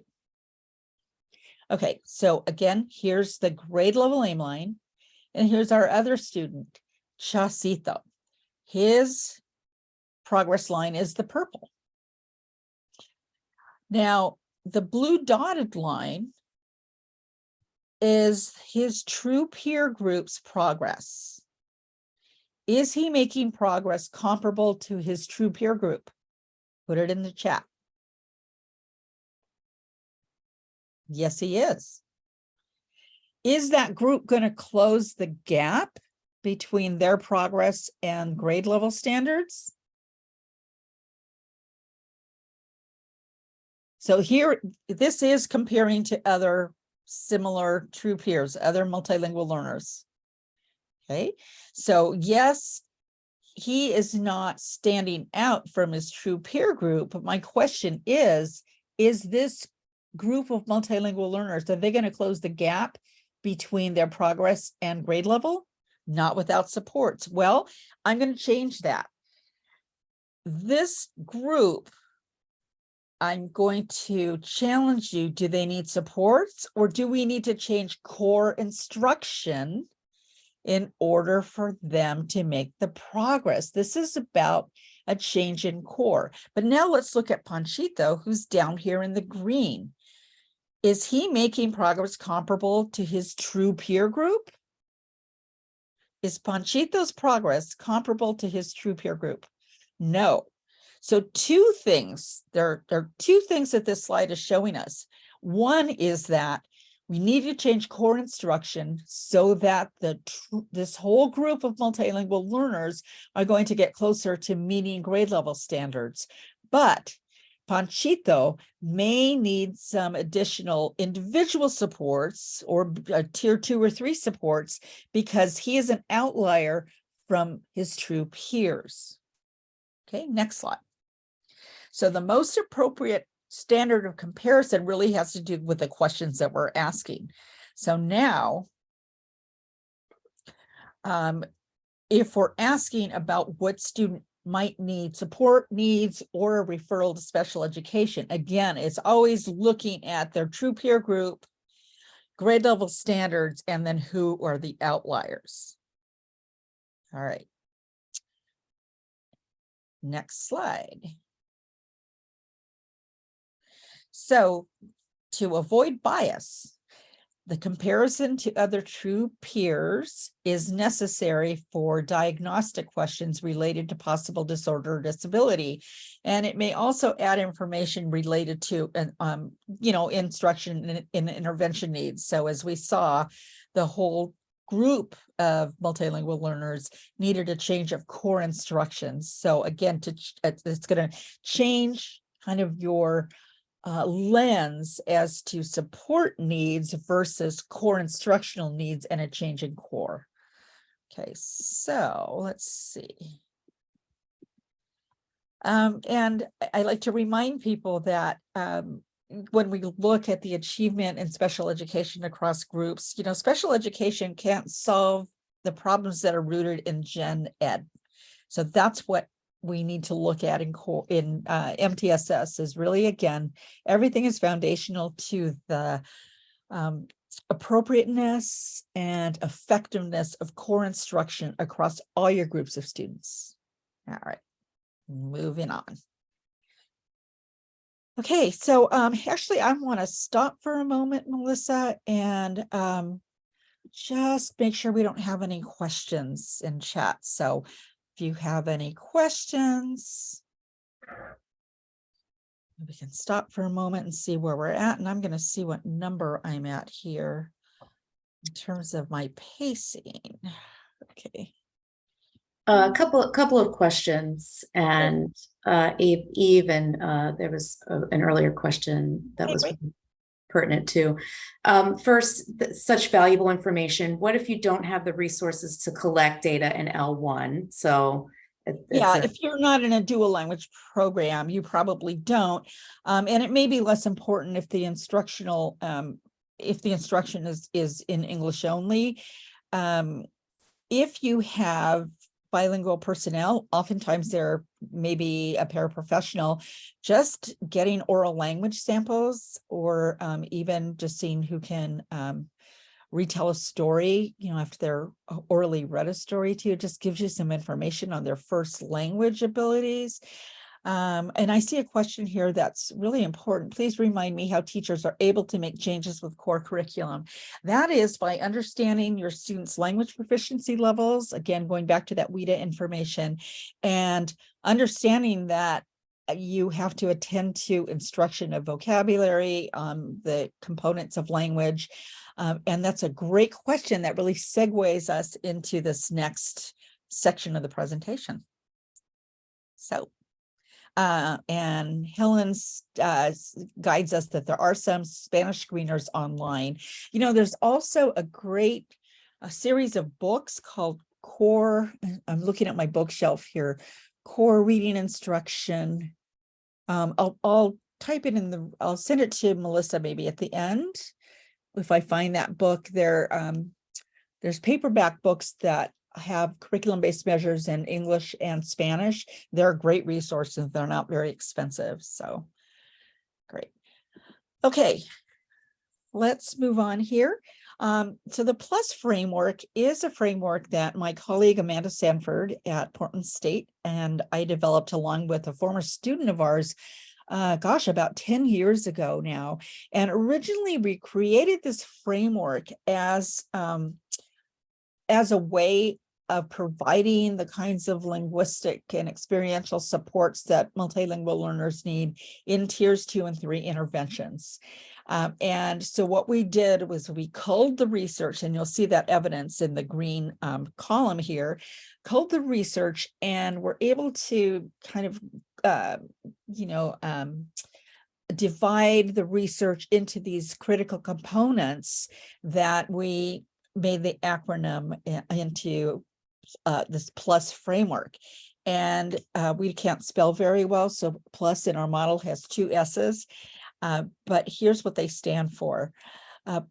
Pre-teach, critical language, and prime background knowledge. So it's not just pre-teach vocabulary, it's really pre-teaching language. Vocabulary is a big component of that, of course. And we also know that background knowledge, your knowledge base of in the curriculum of the content is crucial to comprehension. So those are our P component. L, language modeling and opportunities for practice. We know that it's crucial that teachers model the use of academic language and provide students structured opportunities to practice with their peers with some feedback and guidance.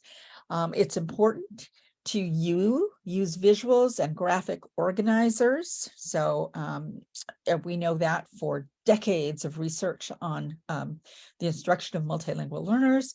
Systematic and explicit instruction is our first S, and that is explain, model, provide guided practice with feedback and opportunities for independent practice. And it's also called the I do, we do together, and you do model. So, or teach, I teach, we practice, and you do. Okay, I do, we do, you do. So it's explicit, systematic instruction.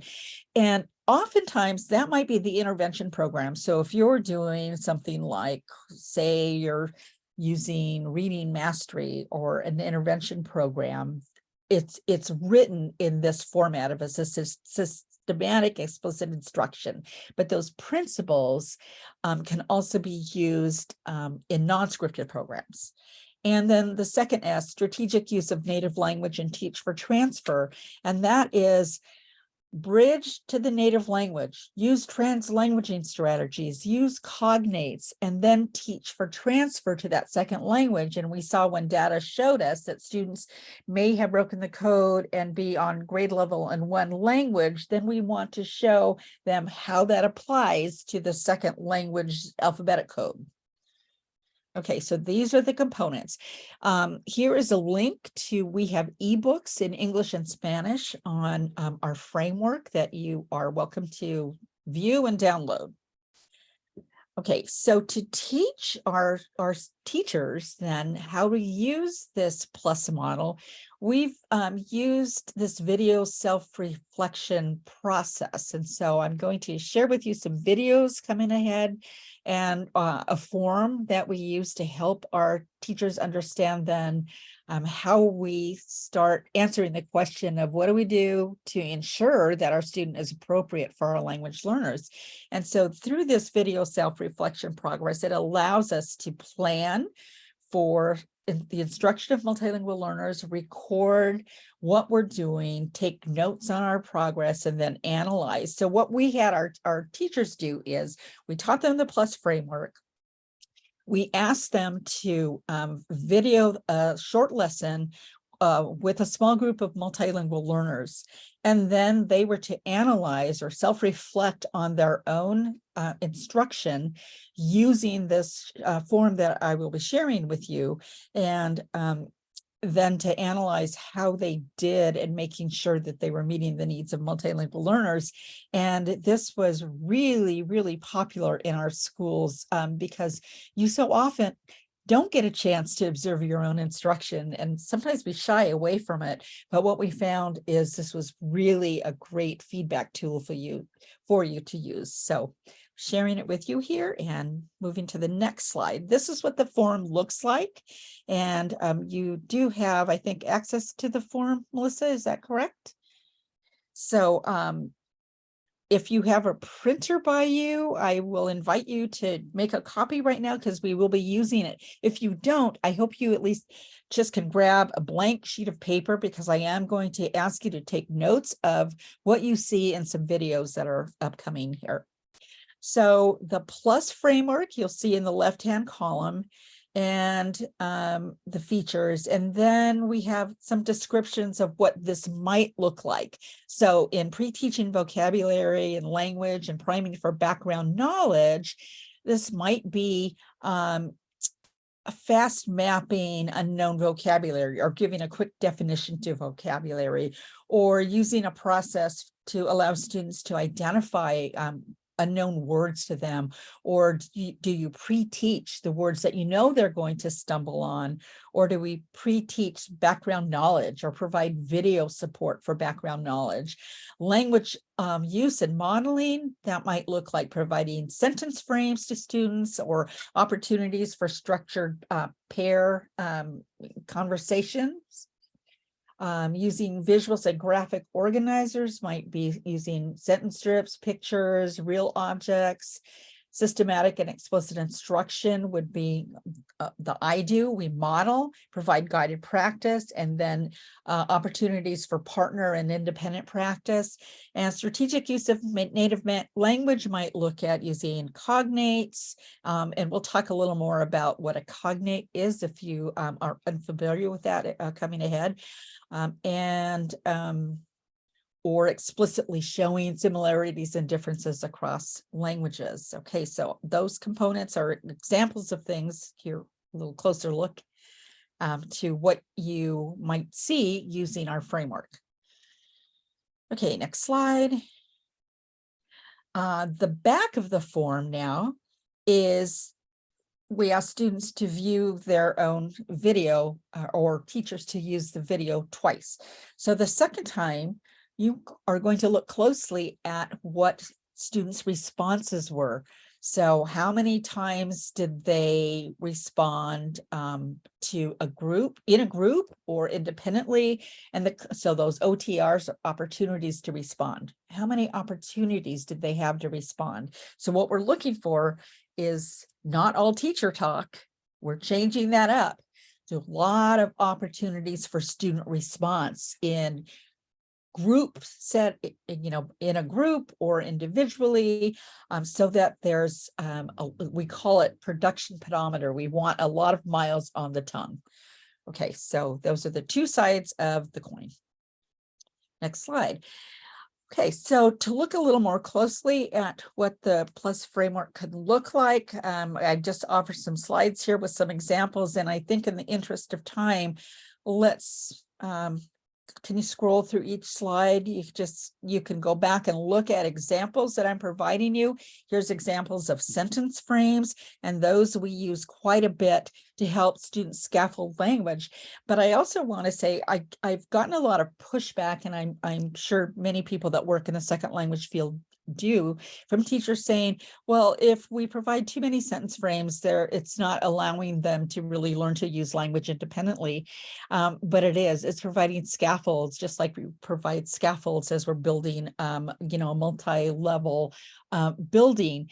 And even in higher ed, I took a writing course, a refresher on academic writing, and the instructor handed out basically sentence frames for academic writing. So at all levels, these are applicable.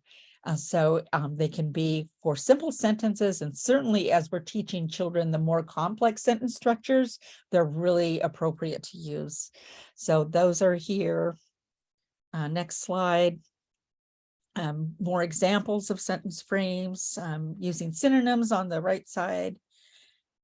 Okay, keep going, Melissa. Thank you.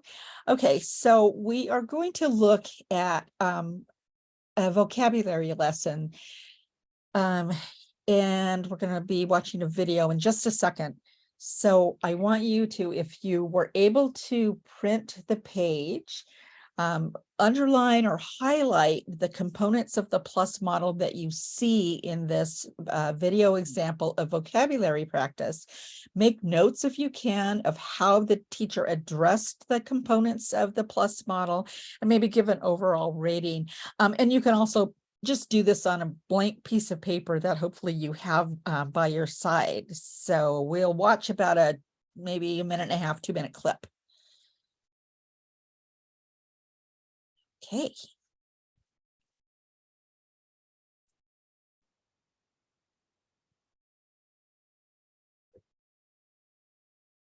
And poor Melissa has to pull that up.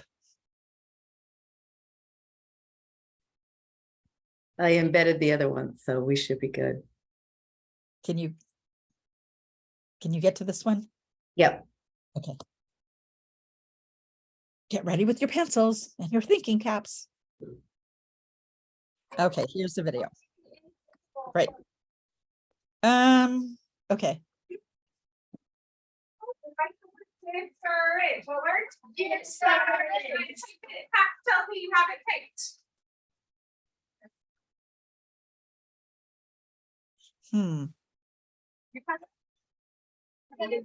Watching, ready?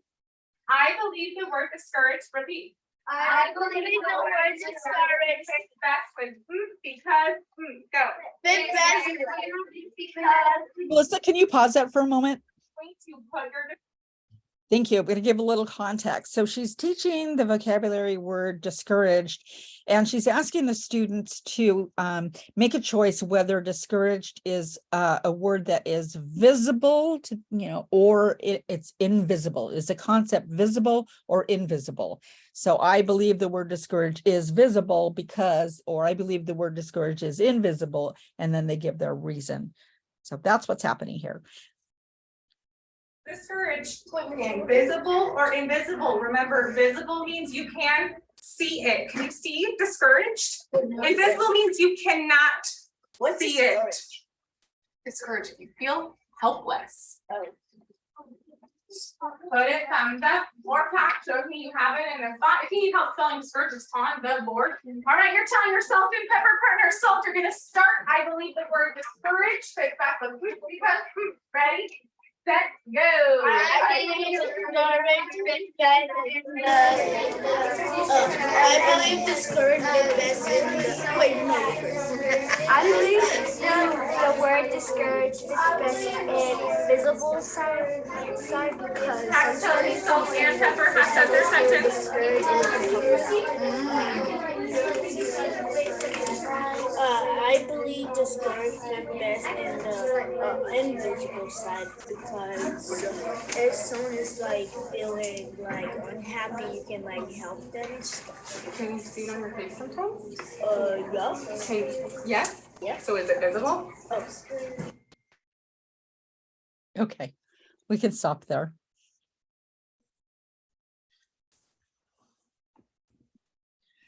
Okay, so in the chat, what did you see? It was a very small clip, but what were those plus components that you saw? And was it all teacher talk? I know it was hard. It's a little jarbled. They're not professional videos. We take them ourselves. So what did you see? What components? Turn and talk. Yep. Yep. Modeling sentence frames. I do, we do, they do, exactly. So that's systematic explicit instruction, visuals, modeling. Great. Okay. And as part of the resources embedded in the slides, so I know, Melissa, you can give them access. There's an example of a lesson plan, our plus lesson plan for this vocabulary lesson that you can review at a later time. Okay, great. Next slide. So that was the language modeling component. Now for the U, use visuals and graphic organizers. Move on to the next slide. There are many examples, but again, using pictures, it's so much easier now with the internet.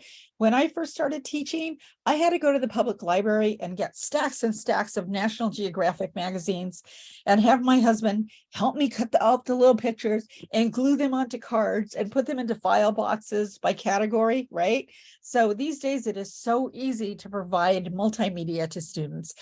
Anchor charts are another example of visuals that help provide context for students. Next slide.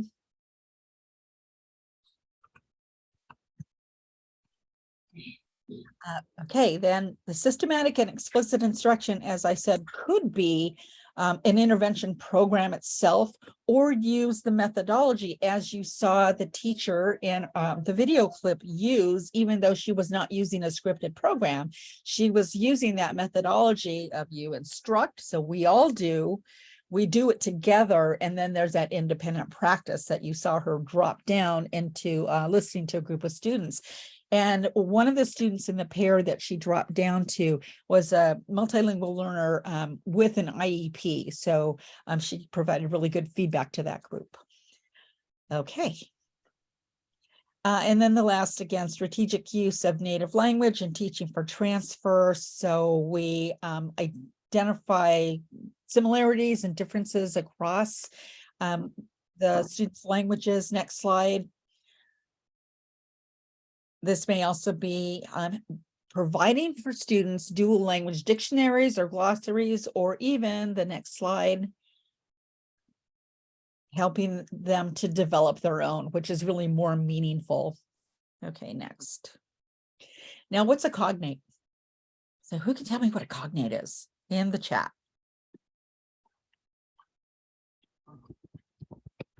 Melissa, there's a question in the chat about how are they getting access to the slides. So Thank you. Yes, there's actually a suite of resources that we'll be posting shortly that have the slides, many of the MTSS resources that you've mentioned already, and access to the hot links that you see here. So additional resources to come. Thank you. Yes, cognates, when words in two languages are similar to each other in terms of they sound alike, they look alike, and they mean the same thing. But so here's our chance to remember that there are also things called false cognates. So let's take a little perusal through what are false cognates. So constipado. You want to take a guess as to what you think that word means in English. So here are the Spanish words. What do you think that means in English? Constipated. Yeah, that's what I would think too. But what does it really mean? Melissa, just one click.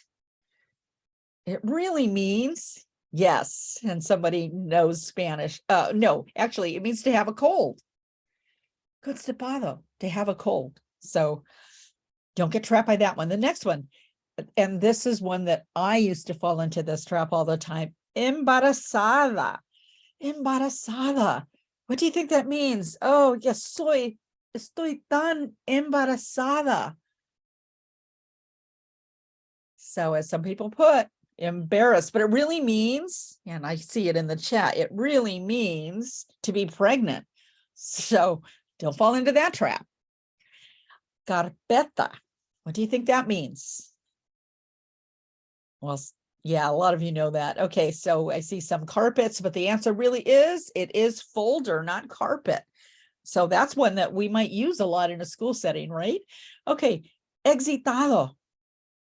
Exit, okay, could be exit or maybe excited. Exit, excited.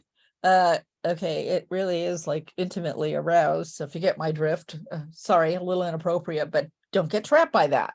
Let's gulo.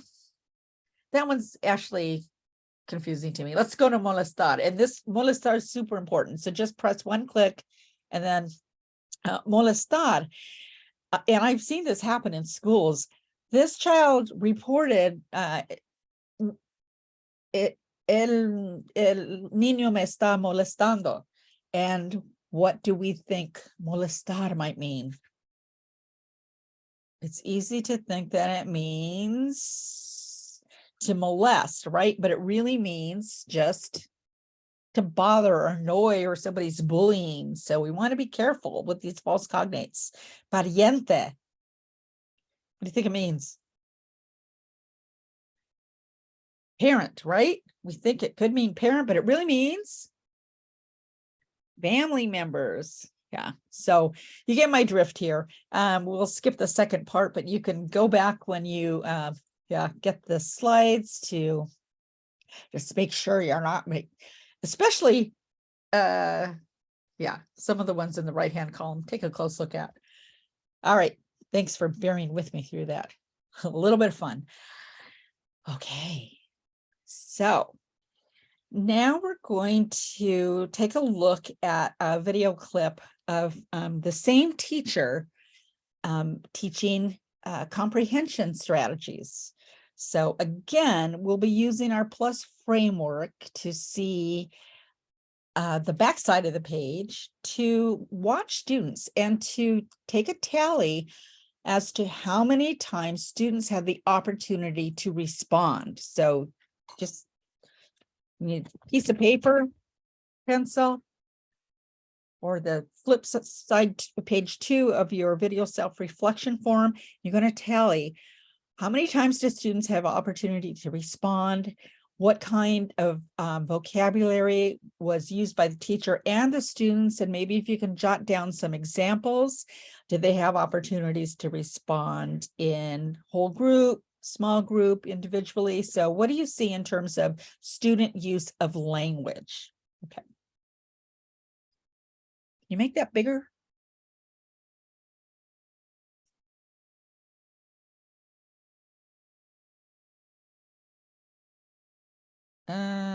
Don't see the video, Melissa.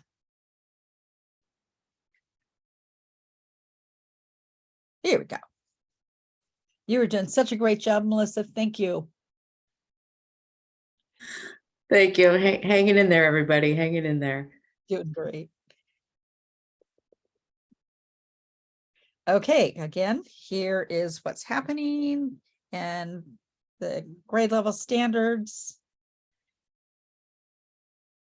guided practice phase of learning. Who's our main character? Who's our main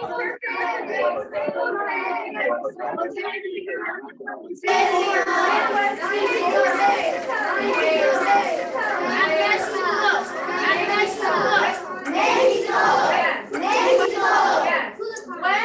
When was he born? 1908. Yes. Is he a little boy right now, or is he a big adult? He is a little boy right now. So we are summarizing his sequence of events. This is a biography. What is it? So does that mean that Jose is writing this himself? No. Someone else is. Like that.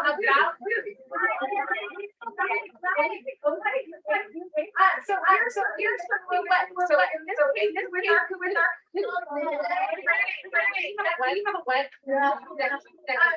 and we're underlining important information. So what are we underlining? Look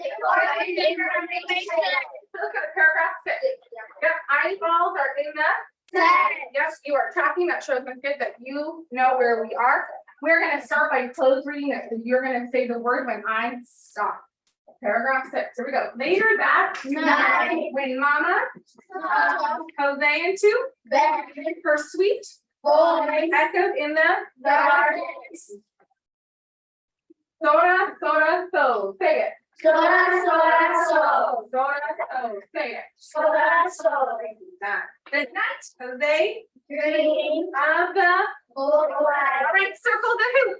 We know who it is. Circle it. Circle the hoop. Find out who is our main character.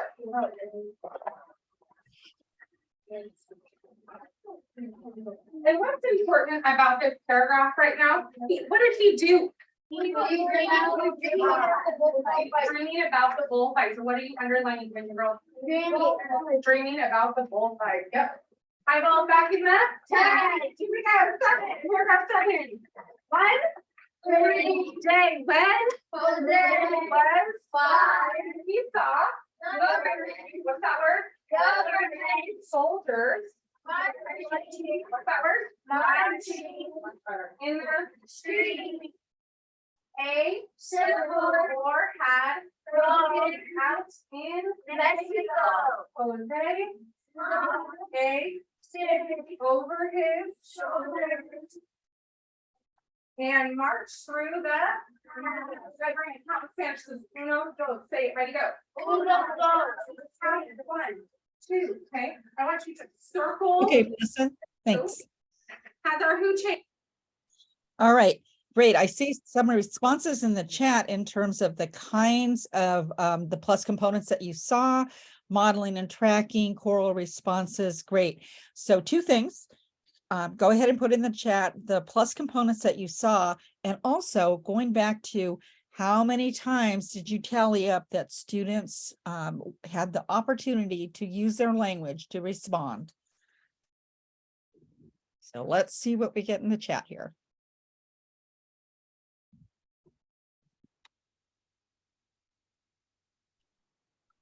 Whose paper is being projected on the screen? No, it's the teacher's paper.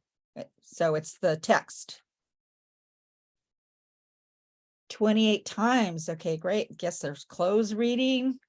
And that's what provided those opportunities to respond, to use graphic organizers.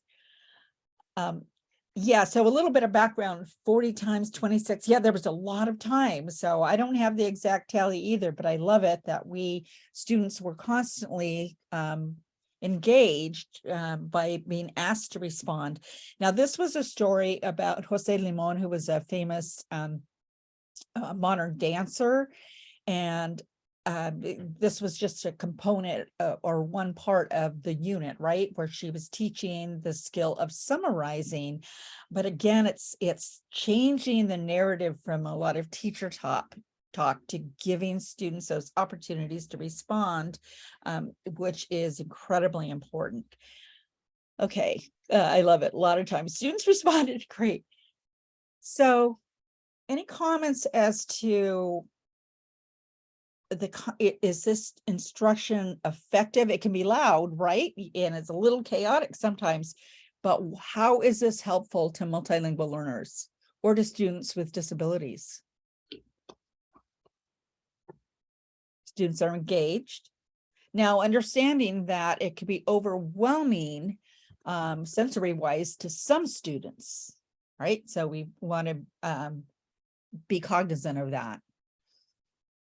Having the students repeat, yes, there's providing a lot of practice and feedback.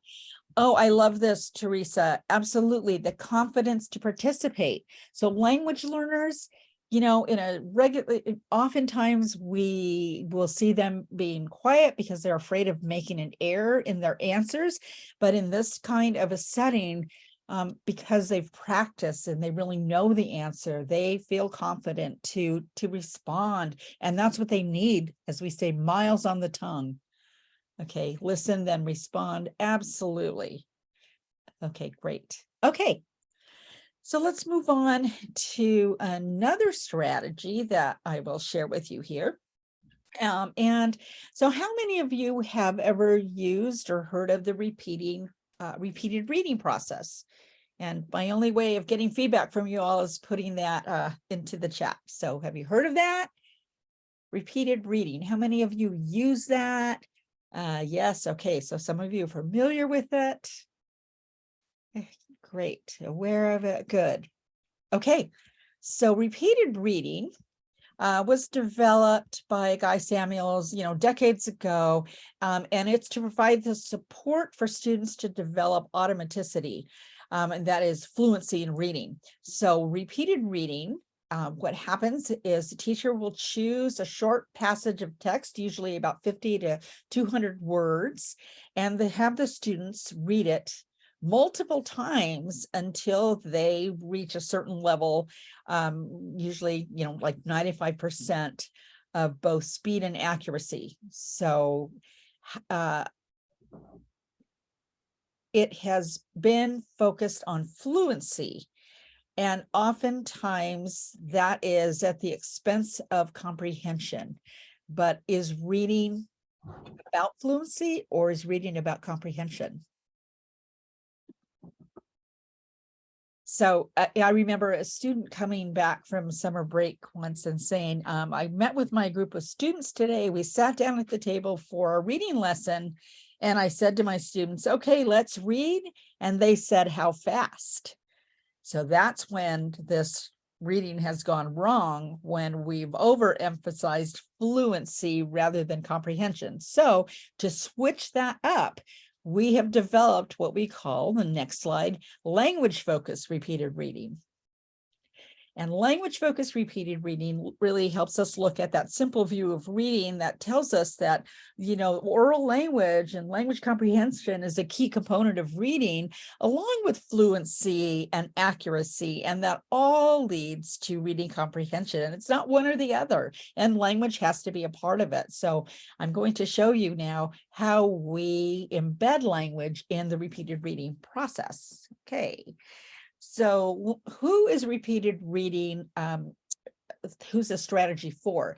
So it's for students who are often in the low strategic range, so that they don't need that decoding skill, so they can access code, but they are not very automatic with it yet. So it may be that that's due to a lack of vocabulary knowledge, and that's really gonna, or lower reading comprehension. It's really for students who can decode, but don't have good comprehension. And let's see. And what we found is sometimes students don't have the idea that reading is about comprehension, right? So if students can independently read and answer comprehension questions proficiently, then we don't need this for them. This is not an appropriate intervention or strategy. Okay, next slide. And by the way, what's also important to note is, you know, I've had teachers say to me things like, well, kids don't want to read a passage more than one time, but I beg to differ. You know, when your children come to sit and read stories, or your grandchildren at night, don't they often bring the same books? They want to hear the same book again and again, or watch a movie. So no, students don't get bored, and they actually really love to see their progress that they make in independent reading. Okay, so before reading, you select a passage, as I said, and it should be a passage that's at the student's instructional level so that they can read. Cold read means without practice, at with about 90-95% accuracy. So it's at their instructional level. It's not too high, it's not too low. As we say, it's that Goldilocks level. And we're going to attend to both what students can decode and what they're understanding. So if the topic is unfamiliar to them, then the decoding and vocabulary level should be a little bit easier. So we'll also need to attend to their background knowledge, right? Okay, next. So before reading, we are going to see an example of the teacher pre-teach vocabulary explicitly and quickly. So the teacher's going to read words, the students will orally read them, then she's going to give a student-friendly definition and an example. And what's fun is I began this presentation with a quote from a principal. Did I lose you, Melissa? Or are you No. getting?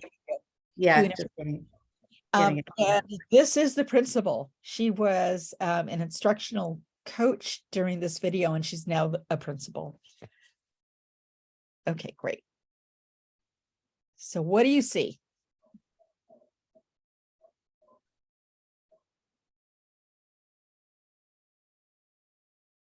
So this is the P part of our plus model.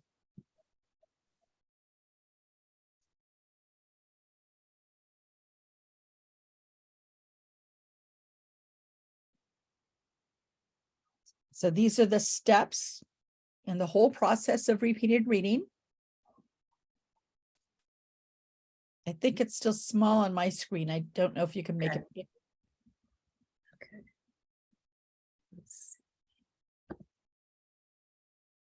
I'm going to go back to the, tried to be fancy with it.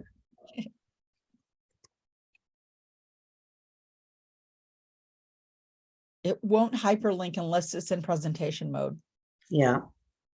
And it's, There we go. for some reason it's small. I don't know why.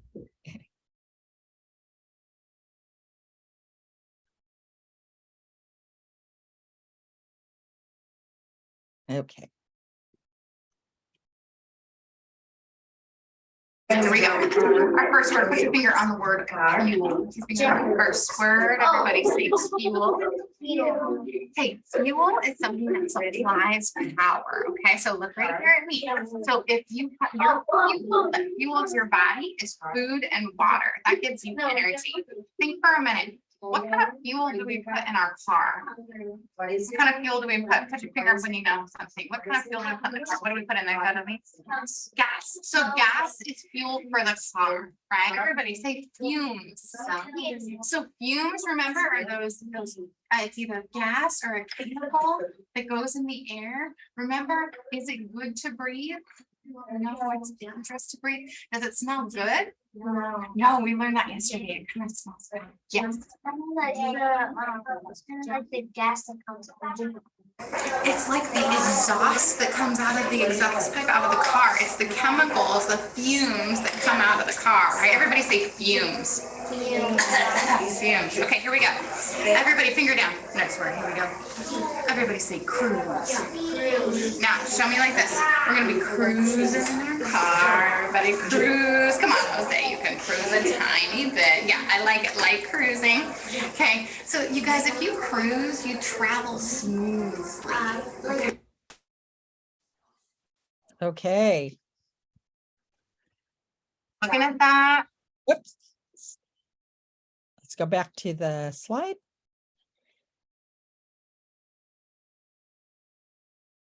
Okay, what did you see? So in the chat. So this is pre-teaching vocabulary that's going to be used, and this is a scripted program.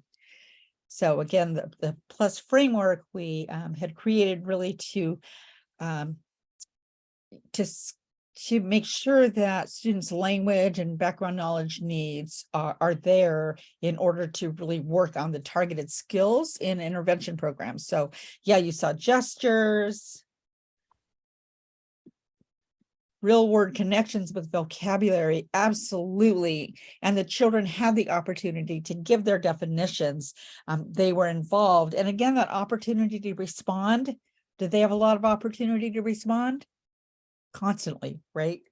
And these were a group of English learners, and 1 or 2 of them had IEPs.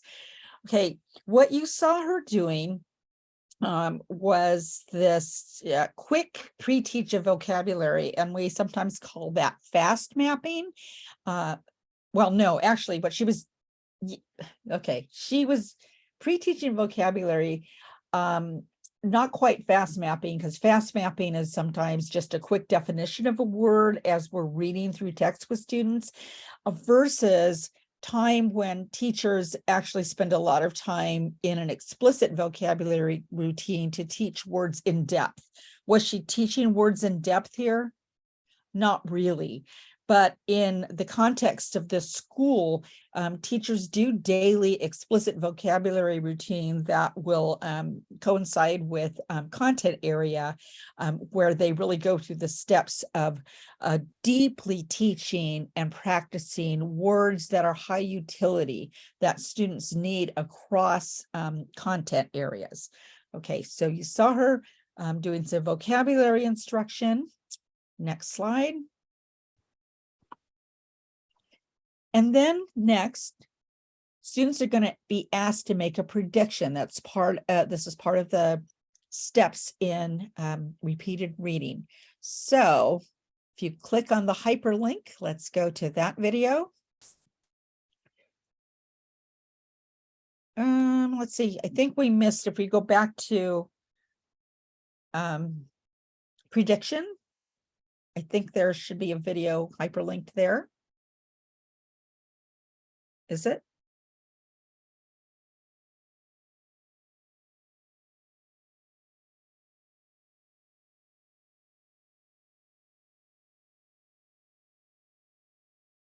Technology.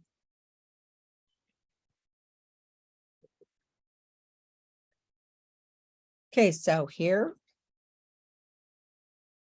you'll see the use of a strategy we talked about in order for students to make a prediction. Looking at that, when you get an idea, just gonna put your finger up. I predict that we will read about, Alexa, what do you think? I predict that we will read about cars. Yeah, what do you think? Say it. I predict that we will read about. Sound. Look at it. Sound. You remember what those are called? Dune buggies. Dune buggy. I predict that we will read about dune buggies. Go Sound. I predict that we will read about Okay.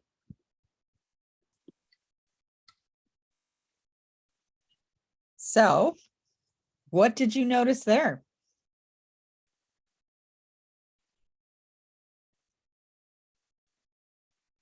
Put it in the chat. Are you ready? When we start. Okay, so she used a sentence frame. Were students responding? Were they engaged? Huh? So here you noted that there's dual language. Yes, okay, so translanguaging, sentence modeling, and prediction. Students were engaged. Yes, okay, so let's move on to the next slide. The next step is then students do a cold read. That means without practice, they are going to read the short passage that she has provided to them. So what does that look like? And they're going to graph their progress. Doing great, Melissa. Thank you.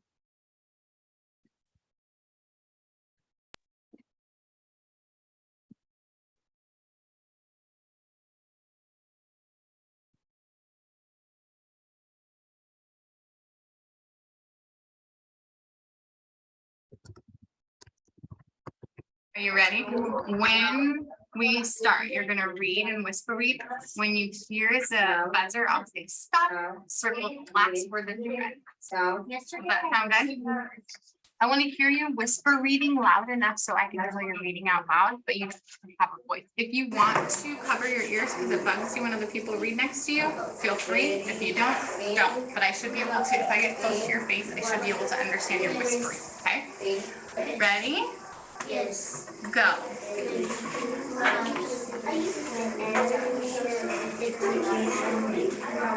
Okay, stop right there and circle the last word that you read. Or a bracket, whatever you choose, circle or bracket. All right, nice job. Now let's practice counting up and we're gonna write our number at the bottom. So you start from the side and you count 98, 99, 100, 101. So you're gonna Okay, great. They got the idea. Let's stop. tiny score. Okay, can everybody do that? All right, so yes, there is a focus on fluency. So students are going to graph where they're at, and they really love to see their progress at the end, but we're focusing on language and comprehension, and you'll see that as we go along. Okay, the next step in the process is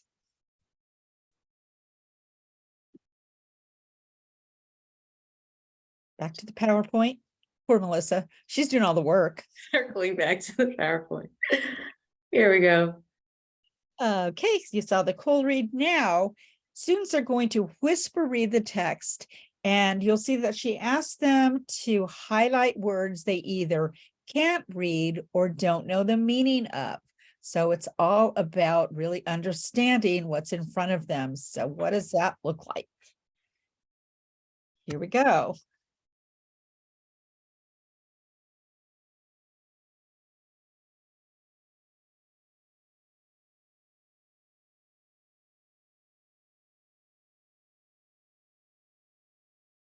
Okay, we're on step 4. We're getting there.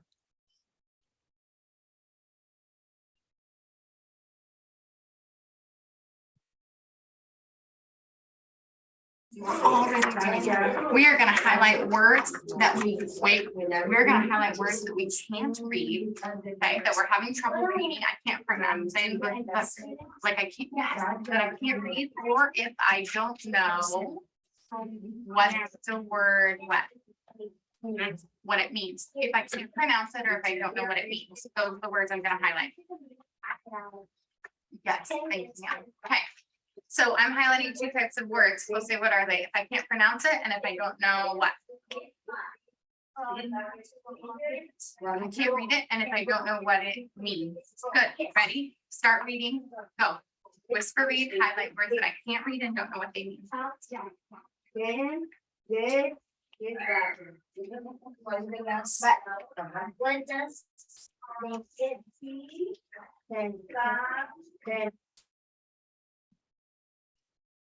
Okay. Great.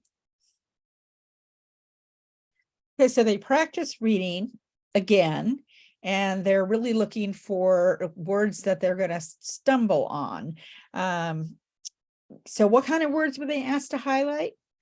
Words they can't read or don't know the meaning of. So what's the benefit of this step for students? Why do we have them do this? What's the benefit? To awareness of comprehension. To help on that step of knowing that they can't skip words just in order to get through reading a passage fluently, right?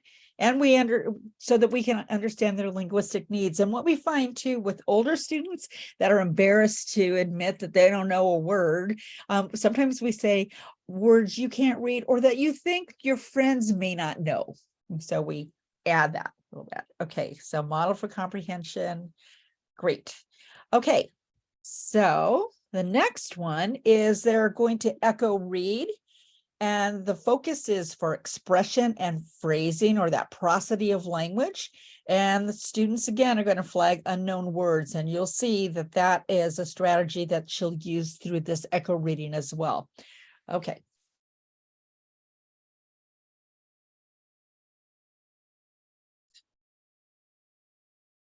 Here we go.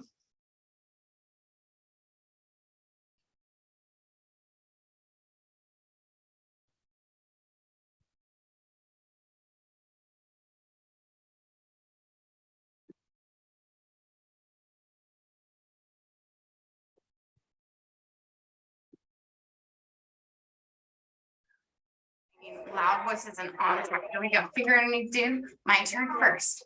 A dune buggy is a cute car. Go. A dune buggy is a cute car. It has huge tires. It has huge tires. The frame is made with tubular pipe. Stop. What word?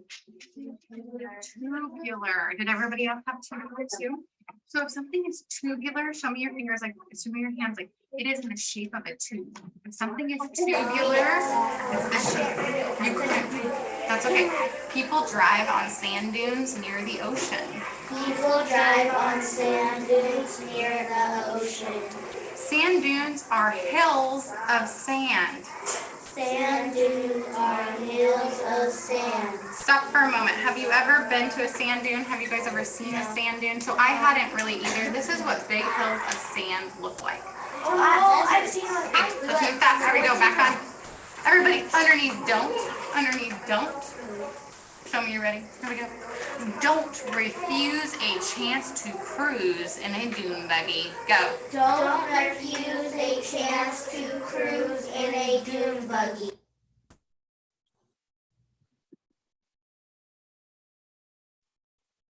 Okay, so what strategies did you see?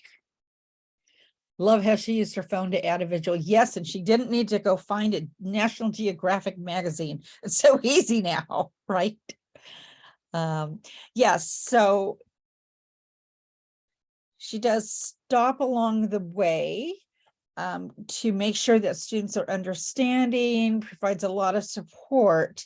And while ultimately the goal here is fluency, we're always really focused on comprehension. So what are the added benefits for this process? You see connection and to improve reading fluency. I see in the chat. Yes, thank you. Added benefits.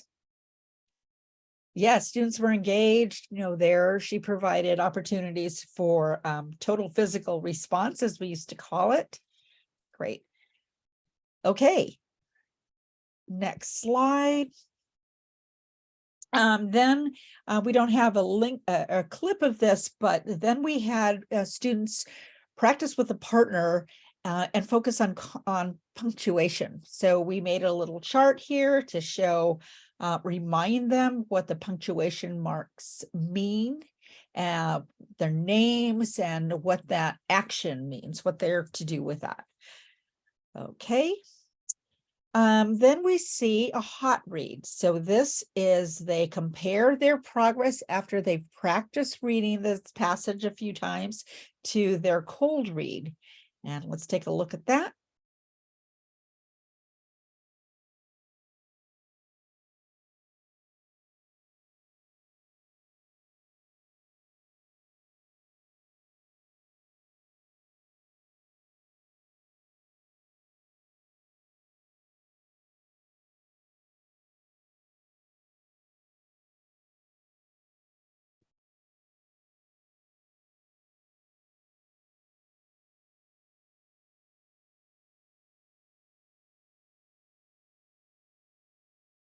Okay, hot read.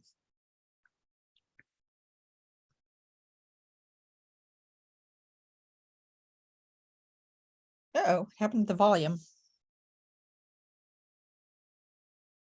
Read it fluently like we're talking. This time through, everybody point to your word tubular. Point to your word tubular. Everybody say tubular. Tubular. So our goal is not to stumble over that word. Let's go. Everybody say tuned. Where are we? Tuned. Yes. Now point to the frequently. Say frequently. Frequently. Very nice. Very good. And Lou. Very good. All right. So let's read 1 minute on the clock. Can I have you whisper? Make sure you stay on your own pace, guys. Okay. Whispering loud enough for me to hear you, but stay on your own pace. Okay. Count them up. How far did we get? Start from the number over here. 11. Write your hot read score on your blank. 11. 111. Okay, so just about. So mark your mark right there. Just above 110. 90. That's okay.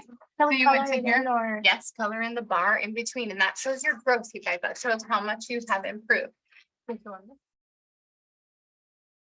Yeah, so celebrate student success. They're always excited to see their progress, and it wasn't at the expense of comprehension. Okay, next slide. Great. Okay, so let's move on to the next slide. Yeah, that self-check is crucial. Okay, so in our model, we always want to do a comprehension check. So since that is the purpose of reading, we always reinforce that with students. So they can do that in a variety of ways. They can write a summary or use a strategy called paragraph shrinking or retell, or answer comprehension questions. So next slide. Here's a strategy that we really saw our teachers using with a lot of success. And here's a link to that, that strategy. It's called paragraph shrinking. And that's where the teacher names the who or the what, and then tells the most important thing about the who and the what. And then they try to say the main idea in 10 words or less. So it's really helping students be intentional with language. Next. So for example, tell the who or the what. This paragraph was mainly about dune buggies and what was the most important thing about the who or the what. A dune buggy is a car that rides on sand dunes. So this could have been stated for our story. Next slide. And then we have our students then summarize the story. This passage was mainly about dune buggies, cars that can drive on sand dunes, and what they do and how to care for them. And so we want to do paragraph shrink. So we tell the students shrink it. And can they say it in 10 words or less? So again, about being precise with vocabulary. So that's a strategy that I can't delve into here, but I gave you a link. And we found that to be really successful. For narrative texts, you can have students do a retell and provide them with sentence frames, helping them with sequencing a story using words like first, next, finally, first, second, third, at the beginning, consequently, ultimately, you know, whatever, at the level of your student's language. Okay. And that brings us, let's move ahead, and then we're going to come back to this application piece. So I'm going to leave you with this. For ELs to be successful, or multilingual students to be successful, whatever the label, for all of our students to be successful, every school needs robust systems that provide culturally and linguistically responsive instruction, interventions, and assessment. Every teacher needs to understand the impact of second language acquisition on learning new concepts across every content area. And it's with this grounding that fair and equitable decisions regarding support and educational programming for multilingual learners will be made.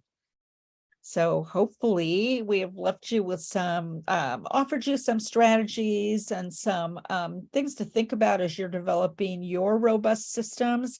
And there are many resources that I know Melissa has given you links to. If we move on to the next slides, I'll share with you what a few of those are. Here's one of our websites. This is our most recent grants. There are resources here. It also should give you a link to our Project Lay website, which is the next slide, I believe. Yeah, this one has the rubric that I was showing you that you can self-assess your system in terms of its responsiveness for multilingual learners. Next slide, that same Project Lay has our ebooks.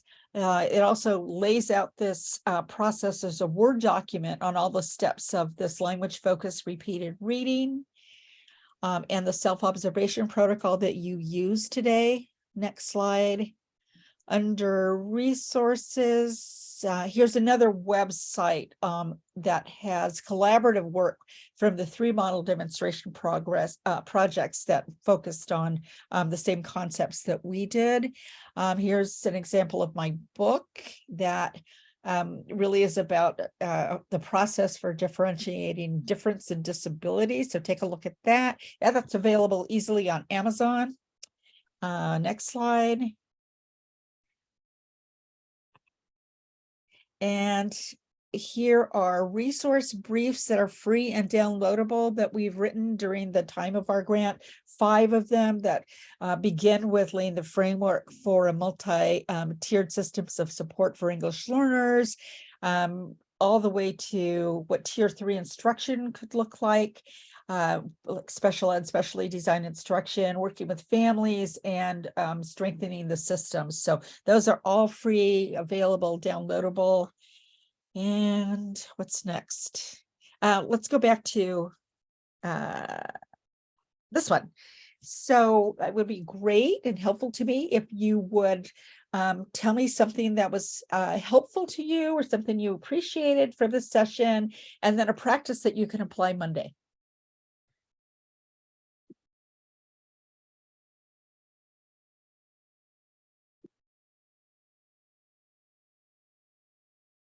Okay, so what was helpful about this session, and what can you take and apply right away?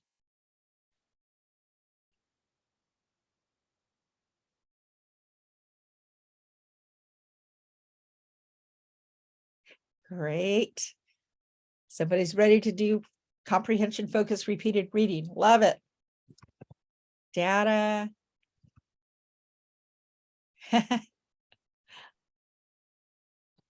Good, real life examples, using more visuals.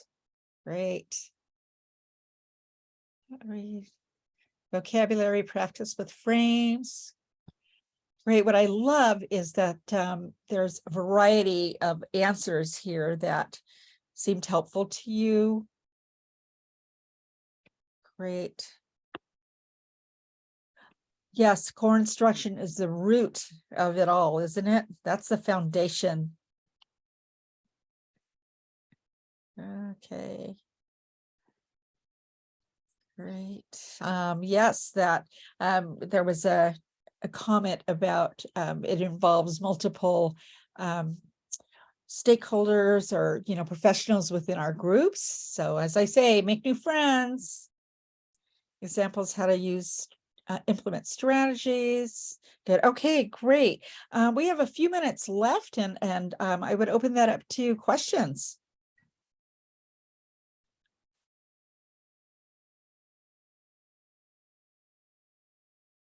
Amazing. So amazing. Well, people are gathering their thoughts for the questions. Carrie put together an incredible Padlet with all of the resources and information that were discussed today, including links to your Delaware design and the information there. So please make use of this. There are hot links. If you don't know what Padlet is, it's a great way to organize a lot of information. So incredible. And we can't say enough about the participation. It was just so spot on today, and your work is really truly amazing. So I'll hold there and see if there's questions. Thank you. Yes. So I invite we do have a few minutes for questions. So the Padlet looks amazing. I'm anxious to look at it. Great.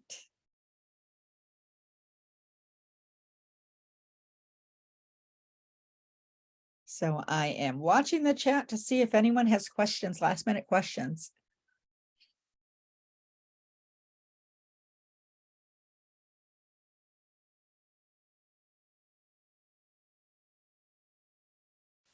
And don't forget that second link is attendance. So please make sure you hit the link for attendance in there as well. I know I keep interrupting your question time. Sorry. Oh, no, it's I'm not sure I'm seeing questions. Eva, making sure Eva and Mildred, we got those questions taken care of that you had earlier.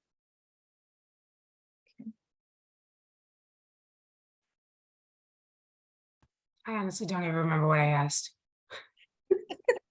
You know what? I think I do. I think I asked Well, earlier we spoke about how when you're looking at the data and you're seeing that your multilingual learners are, the native language speakers are up here and the multilingual learners are down here, you're saying that you have to make a change to core instruction. But how do you know when it's time to make a change to core instruction, or you need to really look at the supports and the accommodations that are being used during that core instruction? You know, do you change it completely, or do you just, No, when I do think- you know? Yeah, I think the point is what you said. It's really, so what kinds of adaptations are you going to make to core instruction to make it more effective for them? And that would be providing more language supports in some of the ways that you saw today, or in other, using other ELD strategies. But we're making sure that they have access to the language that they need to be successful in the content, or the background knowledge that they need. So something needs to change to our core. And that could be using the PLUS framework to really enhance your core instruction, linguistically and experientially and culturally speaking. Does that make sense? So would you say that if after you apply those supports and the scaffolding and to the core instruction, and you still haven't seen a change in that improvement, then after some time, then it is time to maybe change the core instruction? It could be, but really what we find, and research validates that those pieces of the PLUS model are really best practices of, for multilingual learners. So once you start paying attention to your students' language proficiency levels and make sure that you're providing sufficient scaffolds at their levels, then really, is it about curriculum? Not so much. It's more about making sure that we are providing the adaptations to curriculum that's going to give them access to curriculum. It's about that entry point and the access to whatever we're using, because no curriculum is probably going to be, they're not necessarily created for multilingual learners. So we know the kinds of supports that they're going to need. So we provide those throughout our tiers, starting with the foundation. Okay, thank you very much. Great question. Hello. Yes, I had the other question about, yeah, my name is Mildred, and it's kind of, no worry, but I kind of concerned because some not everybody, but some students, they're not really strong in the first language lately. Right. And your question? Yeah, what we can do, I know you can talk with the families, but we have a pandemic at the top of that, but we have in my experience, I see it's like the first language is lacking at home a lot. Right. So obviously the strongest model is to be able to offer a two-way immersion or dual language program, so that at school we can reinforce what's the language that's being used at home, and first develop the home language, and then use that as the foundation for learning English and learning literacy and instruction in English, right? But that's not always possible. Nationally, we still have a shortage of dual language teachers, right? Yes. So the best thing that we can do is really encourage families to continue to build their home language at home. We also know that they may not use academic language in their home language. So sometimes the default is this English instruction, which is, the majority of our English learners are instructed in English only programs. So that's why we have to be intentional across all instruction that we're providing these linguistic scaffolds and ensuring that they have the background knowledge to access the content. Yes. Yeah, so, it's all about language. Yes. And the more bridges we can make, even in English only programs, to that home language, then that's really, again, asset based. So it's a tough, it's a tough field, but we must keep doing our best. And again, being intentional with those language supports, background knowledge supports, bridging to what kids come with, and not trying to extinguish all the knowledge base that they bring to school with. So I think that brings us to the end of our time. I Thank am you. so humbled to have been invited to share this time with you. You were wonderful participants. It's been really fun. So again, thank you so much. And I hope you all have a wonderful weekend and a great rest of your school year. Thank you. Thank you all. Okay. Thank you all. Have a great day. Hey, ciao. Ciao, ciao. Melissa, thank you for everything.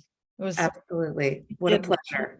You were great at helping support this. So thanks so much. I appreciate that. We'll touch base. Thank you.